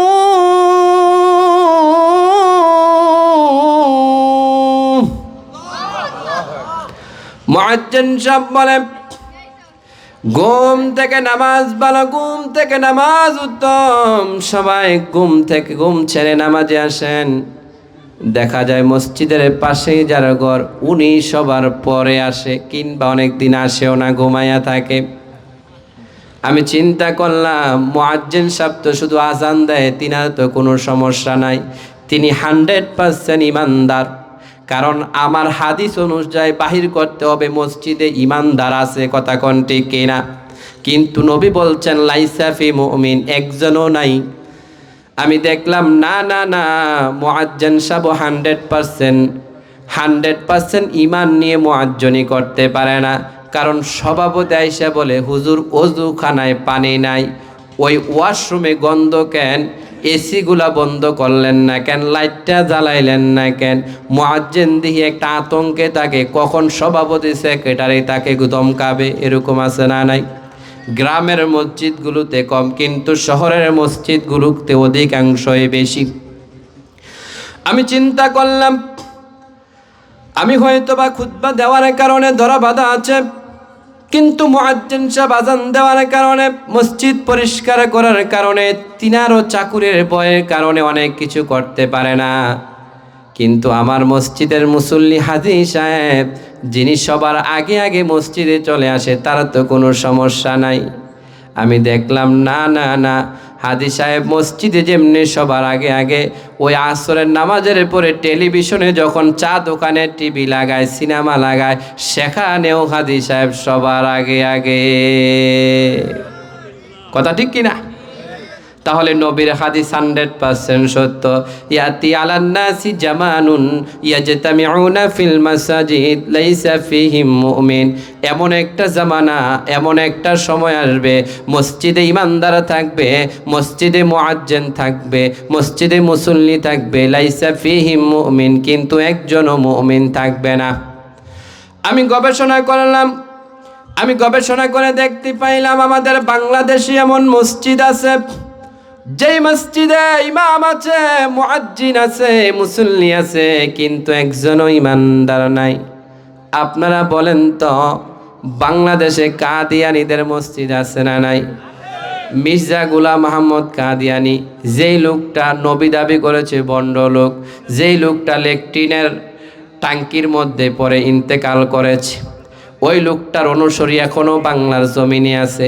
তারা বিশ্বাস করে, তারা বলে আখিরি জামানার পয়গাম্বরের পরে আরেকজন পয়গাম্বর আসবে। নবীকে তারা আখিরি নবী মানে না, নবী মানে কিন্তু আখিরি নবী মানে না। কিন্তু আল্লাহ রাব্বুল আলামিন বললেন, মা কানা মুহাম্মাদুন أبا أحد من رجالكم ولكن رسول الله وخاتم النبيين محمد صلى الله عليه وسلم आखिरी ज़मानार खातामुन नबीन मुहम्मद सल्लल्लाहु अलैहि वसल्लम एडाल्ट कोनो पुरुषेर पिता नय तिनि आखिरी ज़मानार खातामुन नबीन अर्थात तिनार पर आर कोनो नबी आसबे ना किन्तु कादियानीरा खतामिम এই শব্দগুলোকে এই হরফগুলোকে তারা অস্বীকার করে এজন্য আন্তর্জাতিক উলামায়ে কেরাম ফতোয়া বোর্ড গঠন করলেন সবাই বসলেন যেখানে একটা জের জবর অস্বীকার করলে ঈমান থাকে না সেখানে কতগুলো শব্দ তারা অস্বীকার করে সমস্ত আলেমরা বললেন কাদিয়ানি কাফের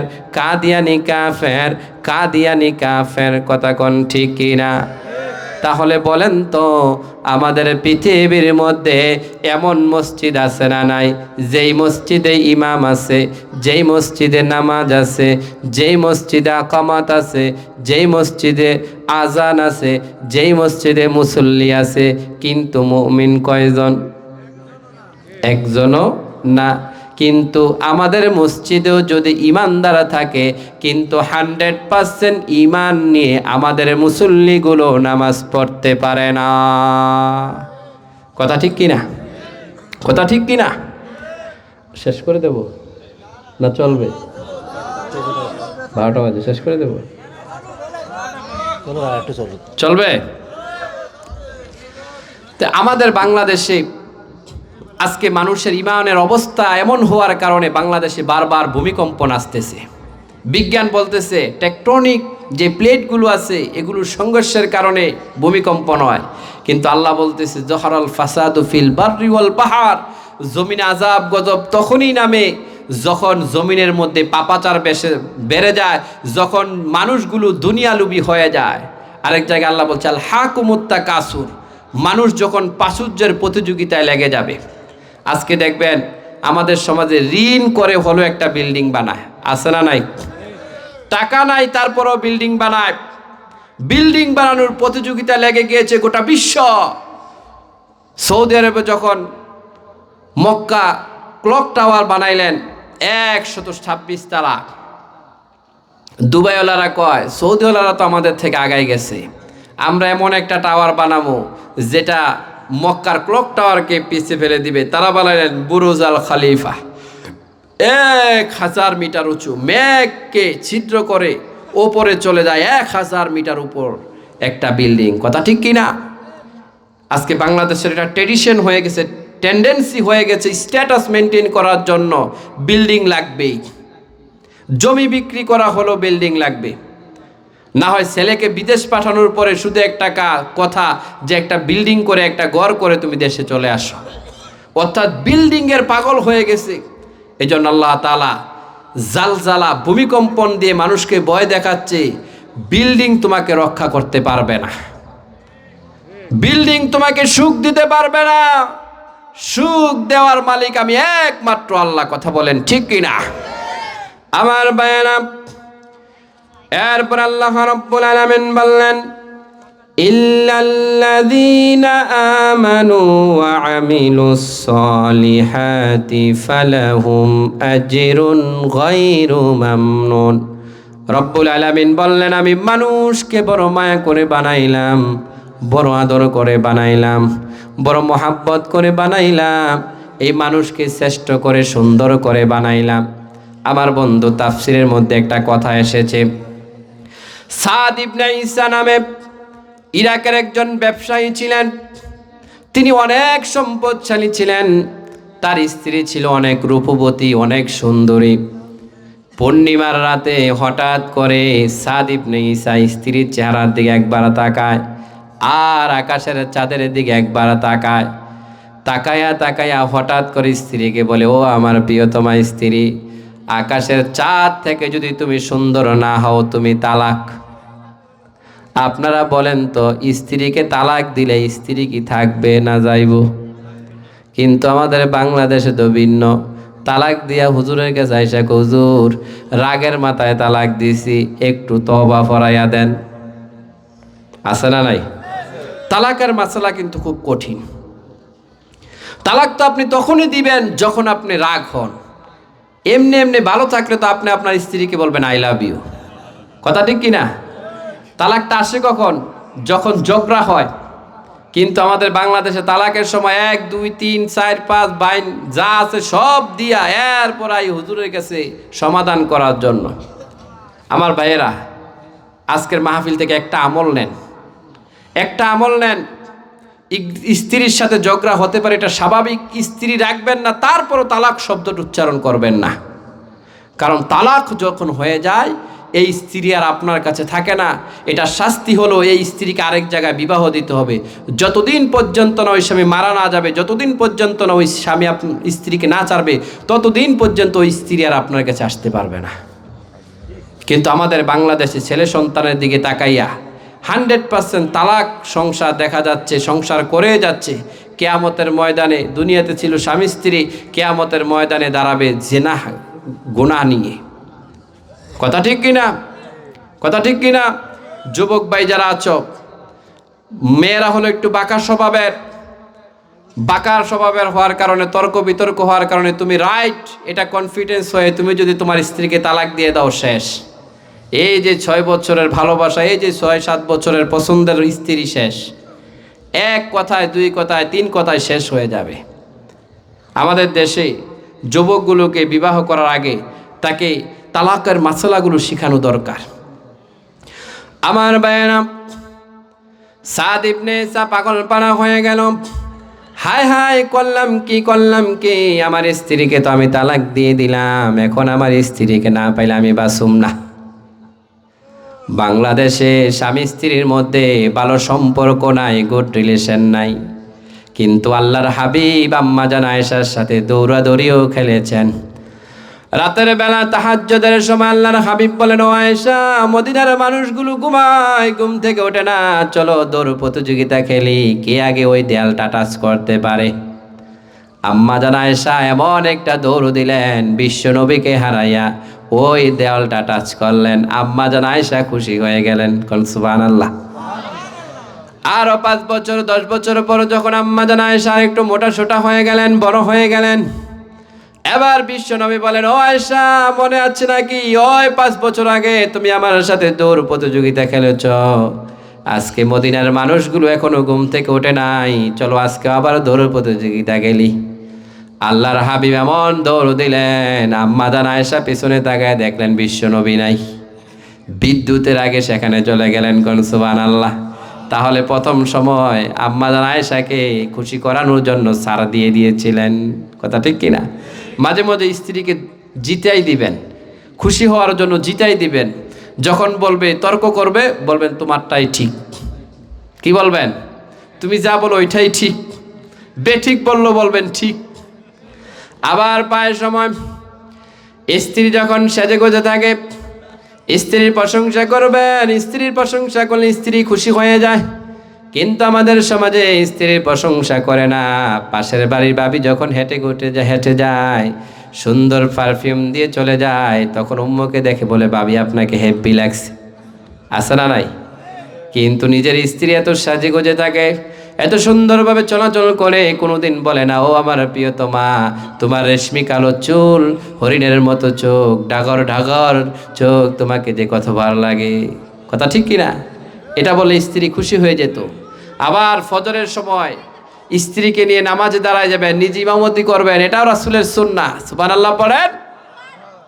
আমার বন্ধুরা, স্ত্রী কত কষ্ট করে আপনাকে রান্না বান্না করে খাওয়ায়, কোনোদিন নিজের স্ত্রীর প্রশংসা করেন না, অন্য আদার্স বাড়ির স্ত্রীর প্রশংসা করেন, অমুক ভাবির রান্না অনেক মজা। স্ত্রী খেপে যায়। এক মুসল্লি চিন্তা করলেন, হুজুর বলছি স্ত্রীর প্রশংসা করার জন্য। রাত্র 12টায় মাহফিল ছেড়ে বাড়িতে গেলেন, গিয়ে দেখলেন স্ত্রী অসুস্থ, খাবার টেবিলে রাখা, খাবার খাইলেন, হুজুরের কথা মোতাবেক প্রশংসা করলেন। স্ত্রী আবার রেগে মেগে আগুন, কয় কোনোদিন আমি রান্না বান্না করলে প্রশংসা করো না, আজকে শরীরটা খারাপ, পাশের বাড়ির ভাবি থেকে কিছু তরকারি আইনা দিলাম, এটাই তোমার ভালো লাগছে, আছে না নাই?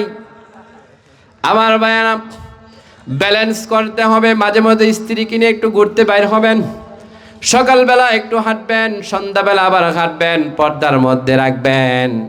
আপনার সংসারে যিনি বরকত দিবেন তিনি কে? সাদ ইবনে ঈসা স্ত্রীকে এত এত বেশি ভালোবাসতেন, যখন চাঁদের সাথে তুলনা করে তালাক দিয়ে দিলেন তিনি টেনশনে পড়ে গেলেন। জামানার সমস্ত মুফতি মুহাদ্দিসদেরকে ডাকালেন। তৎকালীন সময় ইমাম আবু হানিফার জামানা ছিল। ইমাম আবু হানিফার একজন ছাত্র সেখানে ছিলেন। তিনি আস্তে আস্তে করে কোরআন থেকে দেখতে লাগলেন। তিনি দেখলেন লাকাদ খলাকনাল ইনসানা ফি আহসানি তাকওয়িম।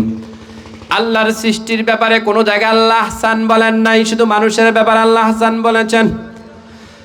মানুষকে আল্লাহ এত সুন্দর এত সুদর্শন করে বানিয়েছে, আকাশের চাঁদ থেকেও মানুষকে আল্লাহ সুন্দর করে বানিয়েছে। এজন্য দেখবেন পৃথিবীর মধ্যে এমন এমন মানুষ আছে যাদের চেহারার দিকে তাকায়া থাকতে মন চায়, তাকায়া থাকতে মন চায়। কথা কোন ঠিক কিনা? এজন্য মানুষের প্রতি আকৃষ্ট হওয়া যাবে। এই সুন্দর মানুষগুলিকে আল্লাহ বললেন কর্মের কারণে তাদেরকে জাহান্নামের নিচুতে ফেলা হবে। এবার আল্লাহ বললেন তাদেরকে নয়, ইল্লা ব্যতীত আমানু, যারা ঈমান আনে, ওয়া আমিলুস সলিহাত, যারা আমলে সলিহা করে, তাদেরকে নয়। তাদেরকে কি করবেন? তাদেরকে ফালাহুম আজরুন গৈরু মামনুন, তাদেরকে দেয়া হবে আমার অফুরন্ত ভরা নাজ নেয়ামতে ভরা জান্নাত। জান্নাত কথাটাই সুন্দর, ঠিক কিনা? তো জান্নাতে যাবে অধিকাংশ গরিব মানুষ। কি মানুষ? কারণ গরিবরা ছিল ইসলাম প্রিয়, গরিবরা থাকে ধৈর্যশীল, গরিবদের ব্যস্ততা কম থাকে, গরিবদের টেনশন কম থাকে। তা আল্লাহ যখন বলবে জান্নাতীরা জান্নাতে যাও, এই ডিক্লারেশন, এই সার্টিফিকেট, এই অনুমতি যখন পেয়ে যাবে, জান্নাতীরা জান্নাতের দিকে দৌড়াবে। কোথায় দৌড়াবে? জান্নাতের গেইটের কাছে গিয়ে দেখবে যে এত সুন্দর গেট, এত সুন্দর আয়োজন। সেখানে গিয়ে দেখবে বিভিন্ন রকমের খাবার দাবার, চিকেন থাই স্যুপ, ওয়ানথন, এরপরে চাইনিজ যত ভালো ভালো খাবার আছে সব খাবার। জান্নাতীরা কয় এতক্ষণ জান্নাতে দাঁড়ায়, কেয়ামতের ময়দানে দাঁড়াইয়া রয়েছি, দুনিয়া তো না খাইয়া ছিলাম, কত কষ্ট পাইছি, আজকে রুহের মনের মতো খাবার দেব। সেখানে গিয়ে খাবার খাইতে খাইতে খাইতে খাইতে গলা পর্যন্ত। সুবহানাল্লাহ পড়েন। এবার জান্নাতের ফেরেশতারা এসে বলবে, ও জান্নাতেরা তোমরা কি পাগল হয়ে গেছো নাকি? এখনো তো আল্লাহর জান্নাতে যাও নাই। আল্লাহর জান্নাতের রিসিপশনে বসে যদি এত খাবার খাও, আল্লাহর জান্নাতে গিয়ে কোথায় কি খাবা? কই জান্নাত কই? কই সামনে। সামনে যাবে, অগ্রসর হবে, আবার একটা সুন্দর গেট দেখতে পাবে। সেখানে গিয়ে দেখবে খুব সুন্দর আঙ্গুর বাগান, আপেলের বাগান, কমলার বাগান, মালটার বাগান। একটা একটা করে ছিঁড়বে, একটা একটা করে খাবে, খাইতে খাইতে আবার গলা পর্যন্ত। আল্লাহর জান্নাতের ফেরেশতারা বলবে, ও জান্নাতীরা দিল্লি কা লাড্ডু খাও, দিল্লি বহুদূর হায়, এখনো তো আল্লাহর জান্নাতে যাও নাই। জান্নাতীরা কয় হায় বলে কি, এখনো জান্নাতে যাই নাই? জান্নাতে যাওয়ার আগে এত খাবার, এত আদর, কোথায় জান্নাত? কই সামনে সামনে। আবার যখন সামনে যাবে, এবার গিয়ে দেখবে এত সুদর্শন 5 স্টার হোটেলের মতো, রিসোর্টের মতো। সেখানে ফুল বাগানও আছে, ফলের বাগানও আছে, জুসের বাগানও আছে, স্বর্ণের নহরের আছে, পানির নহর, আবার কত কিছু, কত সুদর্শন খাবার। সেখানে গিয়ে খাবে সৌদি আরবের আলবায়েক, ব্রুস্টেট, কেএফসি, এই ধরনের নানান খাবার খেতে খেতে বলবে এটা কনফার্ম জান্নাত। এবার উঠাইয়া দিল, এখানে যাবো না, এখানে খাইতে থাকমু। আল্লাহর ফেরেশতারা এসে বলে রে যায়, ও জান্নাতের মেহমানরা, এখনো তো আল্লাহর জান্নাতে আসো নাই, আল্লাহর জান্নাত তো আরো সামনে। সুবহানাল্লাহ পড়বেন না? এবার জান্নাতে যাওয়ার আগে কালো মানুষগুলো জান্নাতে যাবে না। আল্লাহ বলবে ফেরেশতারা জান্নাতি মেহমানদেরকে একটা শরাব খাবা, ওয়াসাকাহুম রাব্বুহুম শারাবান তাহুরা, এমন শরাব খাওয়াবে সবগুলো 33 থেকে 30 বছরের যুবক হয়ে যাবে। কালো মানুষগুলো সাদা মানুষ হয়ে যাবে। আর অন্তরের ভিতরে যে কুপ্রবৃত্তি, খাম খাম দাম দাম ধরাম, এই মন যে চিন্তাগুলো ছিল সবগুলো শেষ করে আল্লাহ জান্নাতে ঢুকাইয়া দিবে। আল্লাহ জান্নাতে কাদেরকে ঢুকাবে? আমানু ওয়া আমিলুস সলিহাত, যারা আমলে সলিহা করে। কোন সুবহানাল্লাহ। এরপর আল্লাহ বললেন ফামা ইউকাযযিবুকা বা'দু বিদ্দিন, আমি আল্লাহ মানুষ বানাইলাম, আমি আল্লাহ মানুষকে জাহান্নামে দেম আবার জান্নাতও দেম। এইসব কিছু জানার পরেও মানুষ, কে তোমাদেরকে কিয়ামতের দিবস থেকে ভুলাইয়া রাখে? কে তোমাদেরকে আখিরাতের দিবস থেকে ভুলাইয়া থাকে? আবার আল্লাহর এক জায়গায় বলেন ইয়া আইয়ুহাল ইনসানু মা গররাকা বিরব্বিকাল কারীম, হে মানুষ, কে তোমাদেরকে তোমার রব থেকে ফিরাইয়া দেয়? কে তোমাদের রব থেকে দূরে রাখে? আল্লাহ এবার বললেন আলাইসাল্লাহু বিআহকামিল হাকিমিন, আল্লাহ কি উত্তম বিচারক নয়? দুনিয়ার জমিনে টাকার বলে বিচার এদিক থেকে ওদিক চলে যায়, ক্ষমতার বলে বিচার এদিক থেকে সেদিক চলে যায়। সর্দার সাহেবের কাছে 10,000 টাকা গেলে মেলটা ঘুরে যায়, কিন্তু কিয়ামতের ময়দানে মালিক ইয়াউমিদ্দিন, সেখানে সবার বিচার হবে, কেউ ওই বিচার থেকে পলায়ন করতে পারবে না। কথা বলেন ঠিক কিনা? সম্মানিত ভাইয়েরা, সংক্ষিপ্ত পরিসরে সূরা 3-এর আলোকে কিছু কথা বলেছি। যতক্ষণে বলেছি কোরআন ও হাদিসের রেফারেন্স সহকারে বলার চেষ্টা করেছি। এরপরেও যদি আমার মুখ ফুসকে কোনো ভুল ইনফরমেশন বেরিয়ে যায়, সকলকে ক্ষমা সুন্দর দৃষ্টিতে দেখার জন্য আহ্বান করছি। এখনই মুনাজাত দিয়ে দেব। প্রবাসীরা দোয়া চেয়েছেন, দোয়া করবেন। জি, জনগণ একটু আজান শুনতে চাই। আজান শুনতে যাচ্ছে। আমি তো এইভাবেই আসছি, মক্কাতুল মুকাররমা থেকে আমি এসেছি গত 28 তারিখে। 28 তারিখে এসে আমার প্রোগ্রাম ছিল কুমিল্লা চাঁদপুরে, এরপর একদিন ফাঁকা রেখে আপনাদের এখানে আসা। তো দোয়া চেয়েছে আজান শোনার জন্য, বলছে আচ্ছা ঠিক আছে, ভাঙ্গা কণ্ঠে যতটুকু দিতে পারি আল্লাহ তাআলা যেন আমাকে কবুল করে, আপনাদেরকে যেন কবুল করে, সকলে পড়ছি আমিন। আজান তো এখন খুব সুন্দর সুন্দর আজান হয়, খুব সুন্দর আজানগুলো আমাদের বাংলাদেশের অনেক বক্তারাই দেয়। যদিও আমি প্রফেশনালি আজান দেই না, তারপরও ছোট্টবেলায় যেহেতু মাদ্রাসায় বিভিন্ন প্রতিযোগিতায় অংশগ্রহণ করেছি, আমাদের বাইতুল মোকাররমে যে আজানটা হতো সেই আজানটা দেওয়ার আমি চেষ্টা করব। আল্লাহু আকবার, আল্লাহু আকবার, আল্লাহু আকবার,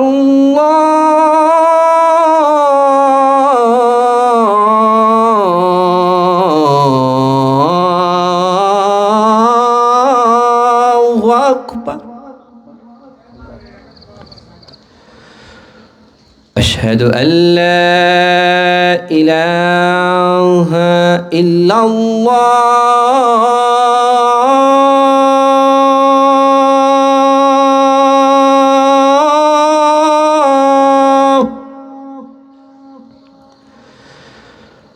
আশহাদু আল্লা ইলাহা ইল্লাল্লাহ,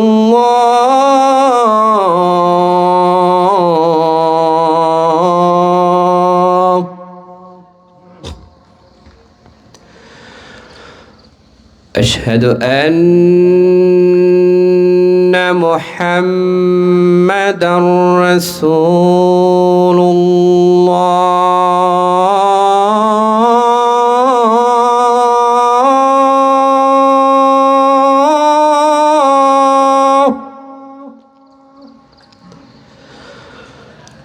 আশহাদু আন্না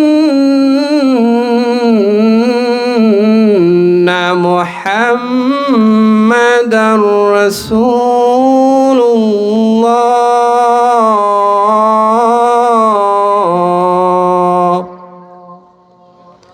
যেহেতু আজানের নিয়ম হলো নামাজ আহ্বান করা, যেহেতু নামাজের সময় নয় বা সলাতের অংশ নয়, সেজন্য হাইয়া আলাস সালাহ হাইয়া আলাল ফালাহ হবে না।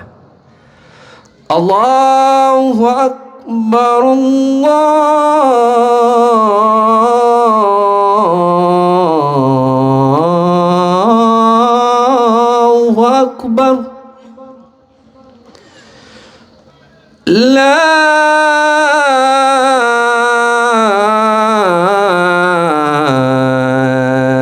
ইলাহা ইল্লাল্লাহ।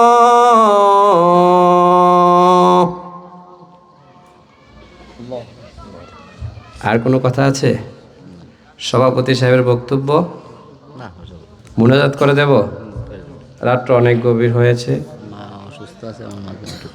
আমি মুসাফির মানুষ, আমার সাথে হাত বাড়ায় সবাই আল্লাহর কাছে দোয়া করেন, রাষ্ট্রের জন্য দোয়া করেন। আল্লাহ তাআলা যেন আমাদের রাষ্ট্রকে হেফাজত করে, ভূমিকম্পনের কবল থেকে আল্লাহ যেন আমাদের রাষ্ট্রটাকে হেফাজত করে, সকলে বলছে আমিন। আসুন আমরা দোয়া করে দিচ্ছি, আল্লাহুম্মা আমিন। ইয়া রব্বি লাকাল হামদু কামা ইয়ানবাগি লিজালালি ওয়াজহিক ওয়া আযীমি সুলতানিক। লাকাল হামদু বিল ঈমান, লাকাল হামদু বিল ইসলাম, লাকাল হামদু বিল কুরআন। আল্লাহুম্মা কফিনি বিহালালিকা আন হারামিক ওয়া আগনিনি বিফাদলিকা আম্মান সিওয়াক। আল্লাহুম্মা ইন্নী আউযু বিকা মিনাল হাম্মি ওয়াল হুজনি ওয়াল আজজি ওয়াল কাসলি ওয়া দিল'id দাইন ওয়া গলবাতির রিজাল। اللهم يا مقلب القلوب صرف قلوبنا على طاعتك. اللهم اجعلنا صبورا واجعلنا شكورا واجعلنا في عيني صغيرا وفي أعين الناس كبيرا. اللهم أعني على غمرات الموت أو سكرات الموت. اللهم أجرنا من النار.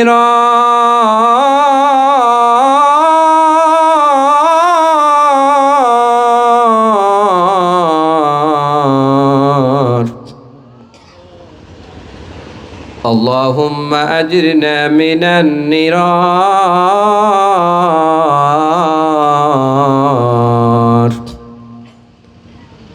اللهم رب ارحمهما كما ربياني صغيرا. اللهم ربنا لا تزغ قلوبنا بعد إذ هديتنا وهب لنا من لدنك رحمة إنك أنت الوهاب.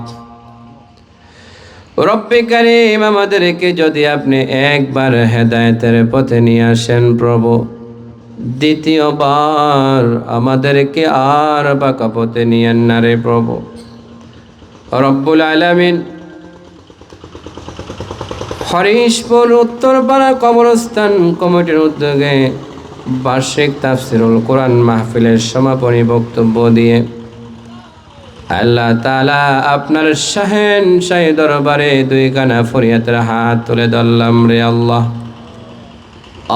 মনিব, আমি মুসাফির, আমার সাথে মুরব্বী বাবারা, যুবক ভাইয়েরা, ছোট ছোট স্নেহের আদরের কচি কাচ্চা মাসুম বাচ্চারা, পদ্মার অন্তলে অবস্থানরত সম্মানিতা মা ও বোনেরা, মসজিদের সম্মানিত ইমাম সাহেবরা সহ অনেকে হাত বাড়াইছে রে আল্লাহ।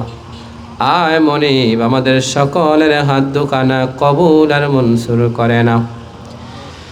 রব্বুল আলামিন, আজকের এই তাফসীরুল কোরআন মাহফিলের শুরু থেকে এই পর্যন্ত যা কিছু পড়া হলো, আল্লাহ সমস্ত কিছুর হাদিয়া লক্ষ কোটি কোটি গুণ বাড়াইয়া প্যারা নবীর রওজায় কবুল আর মনসুর করে না ওরে আল্লাহ।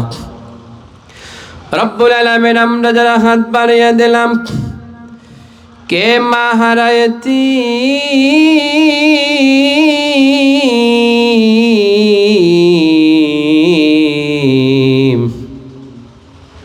এই রাত্র গভীর নিশীতে মায়ের কথা মনে পড়ে গেল।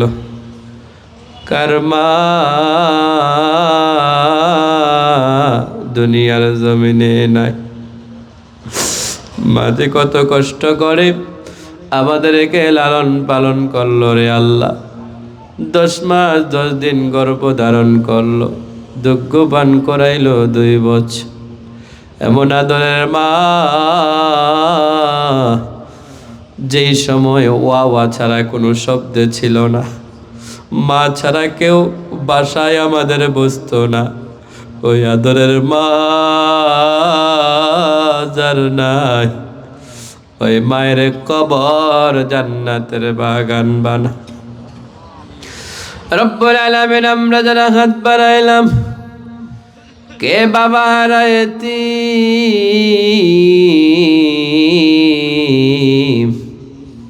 কার বাবা নাই। গত বছরও এমন মাহফিলে বাবা ছিল, কিন্তু আজকের মাহফিলে বাবা নাই, মা নাই। বাবাও কম কষ্ট করে নাই। সকালবেলা মানুষের বাড়িতে কাজ করতে যেত, সন্ধ্যাবেলা অনেক সময় টাকা না দিয়ে বাবাকে পাঠাইয়া দিত। বাবার মন বড় খারাপ হয়ে যেত, কষ্ট লাগতো কর্মের পারিশ্রমিক না পাওয়ার কারণে।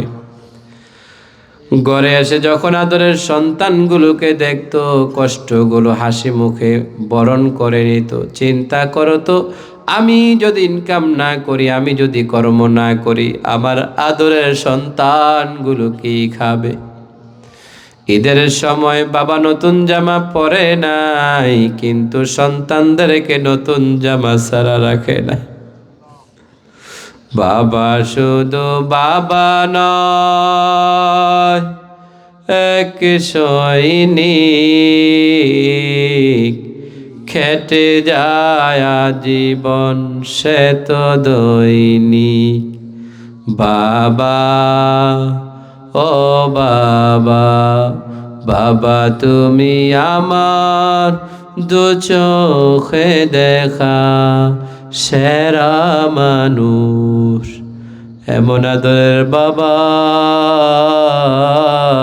যার নাই, ওই বাবার কবর জান্নাতের বাগান বানায়া দাও।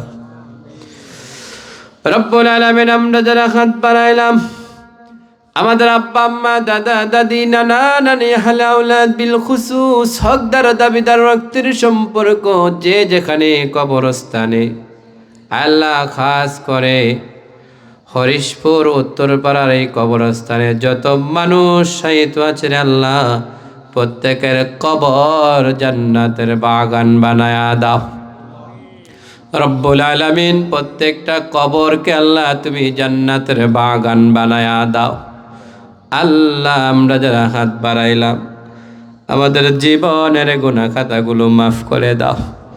আজকের এই তাফসীর মাহফিল সাজাইতে গিয়ে যারা কষ্ট করেছে, পরিশ্রম করেছে, আমার ভাই জনাব বিল্টু মিয়া বারবার যোগাযোগ রেখেছে রে আল্লাহ, তিনি সহ মাহফিল ইন্তেসামি কমিটি সহ আল্লাহ তাআলা প্রবাসী ভাইয়েরা, আয় আল্লাহ এই সুন্দর জান্নাতের বাগান বানাইছে যারা, আল্লাহ তাদের সকলকে উত্তম জাযা দান করে দাও, দুনিয়া ও আখিরাতের সফলতা দান করে দাও। সকল প্রকার শত্রুতামি, সকল প্রকার বিপদ আপদ বালা মুসিবত থেকে আল্লাহ তাদেরকে হেফাজত করো। আল্লাহ এই নেক কাজ করার বেশি বেশি তৌফিক দান করে দাও।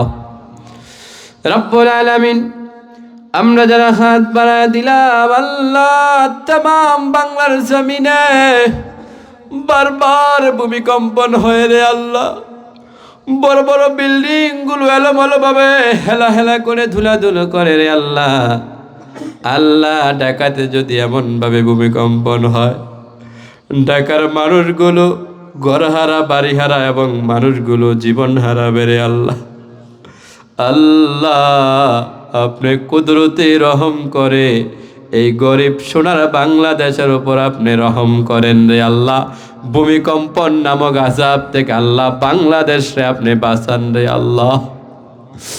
আল্লাহ আযাব দিয়ে আমাদেরকে শেষ করে দিও না, গজব দিয়ে আমাদেরকে শেষ করে দিও না রে আল্লাহ। হঠাৎ মৃত্যু আমাদেরকে দিও না রে আল্লাহ। ছেলে সন্তানগুলোর ভাগ্যে আমাদের হায়াত বৃদ্ধি করে দাও রে আল্লাহ। আল্লাহ ইসলামের জন্য আমাদের হায়াত বৃদ্ধি করে দাও। আল্লাহ নেক আমল করার জন্য হলো আমাদেরকে হায়াত বৃদ্ধি করে দাও।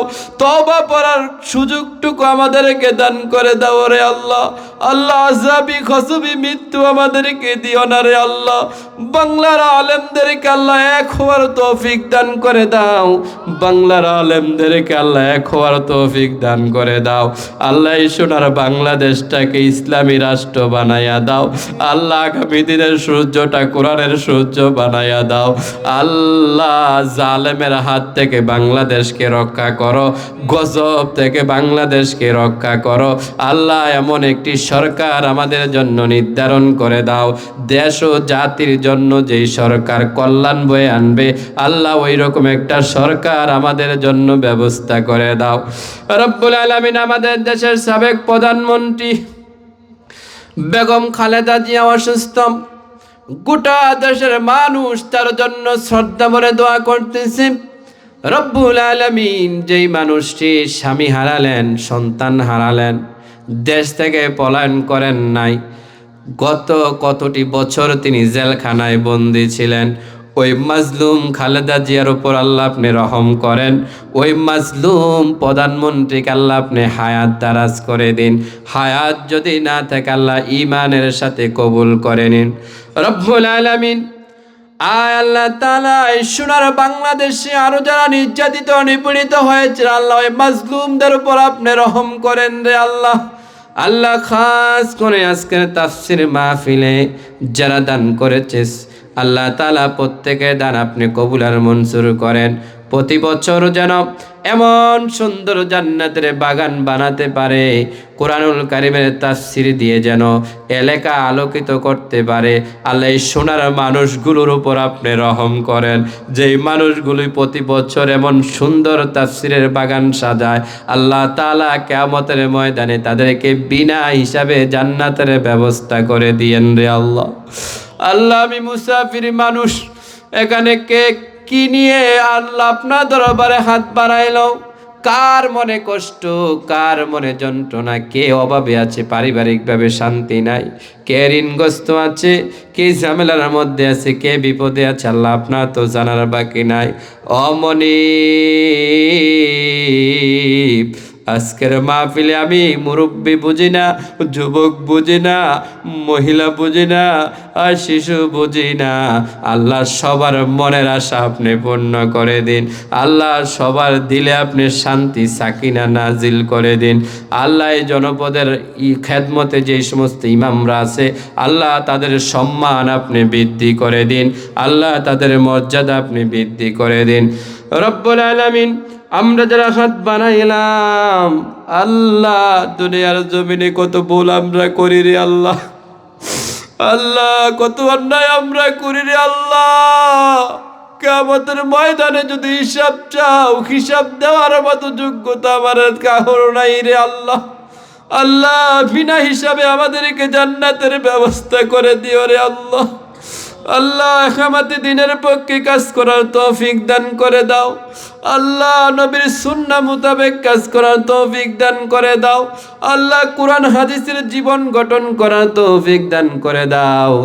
দুনিয়া লোভী বানাইও না, আখিরাত লোভী বানাও। দুনিয়ার দিকে আমাদেরকে দাবিত করিও না, আখিরাত মুখী করে দাও রে আল্লাহ। আল্লাহ আজকে মাহফিল কমিটি থেকে শুরু করে আল্লাহ বিল্টু ভাই আল্লাহ যারা কষ্ট করেছে আল্লাহ সকলকে আপনি কবুল আর মঞ্জুর করেন। আল্লাহ অনেক রাত্র আল্লাহ আমি মুসাফির মানুষ, আল্লাহ তোমার ঘর বাইতুল্লাহ ধরে এসেছি এখনো হাতে চোখে আল্লাহ ভাই। আল্লাহ আমি জানি না এই মানুষগুলো কি চায়, আল্লাহ এই মানুষগুলোর মনের আশা পূর্ণ করে দাও। আল্লাহ এই জনপদে শান্তি বর্ষণ করো। আল্লাহ এই গ্রামকে আল্লাহ তুমি শ্রেষ্ঠ গ্রাম হিসাবে কবুল করো। আল্লাহ বাংলাদেশকে আল্লাহ তুমি সোনার বাংলা হিসাবে কবুল করে নাও। আল্লাহ গোটা বিশ্বের ফিলিস্তিন সহ আল্লাহ রোহিঙ্গা মুসলমান সহ সমস্ত মুসলমানদের নিরাপত্তা দান করো আল্লাহ।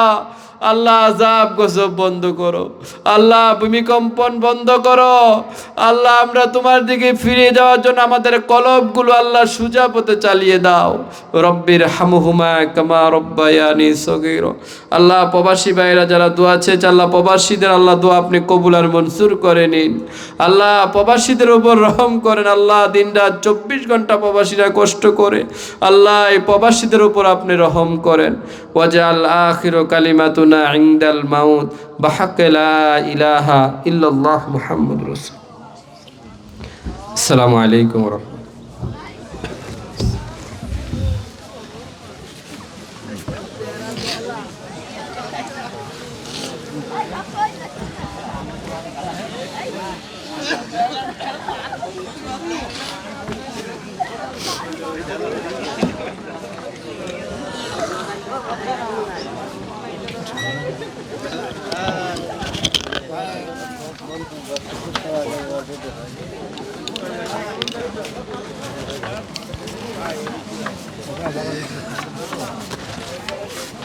খাওয়া না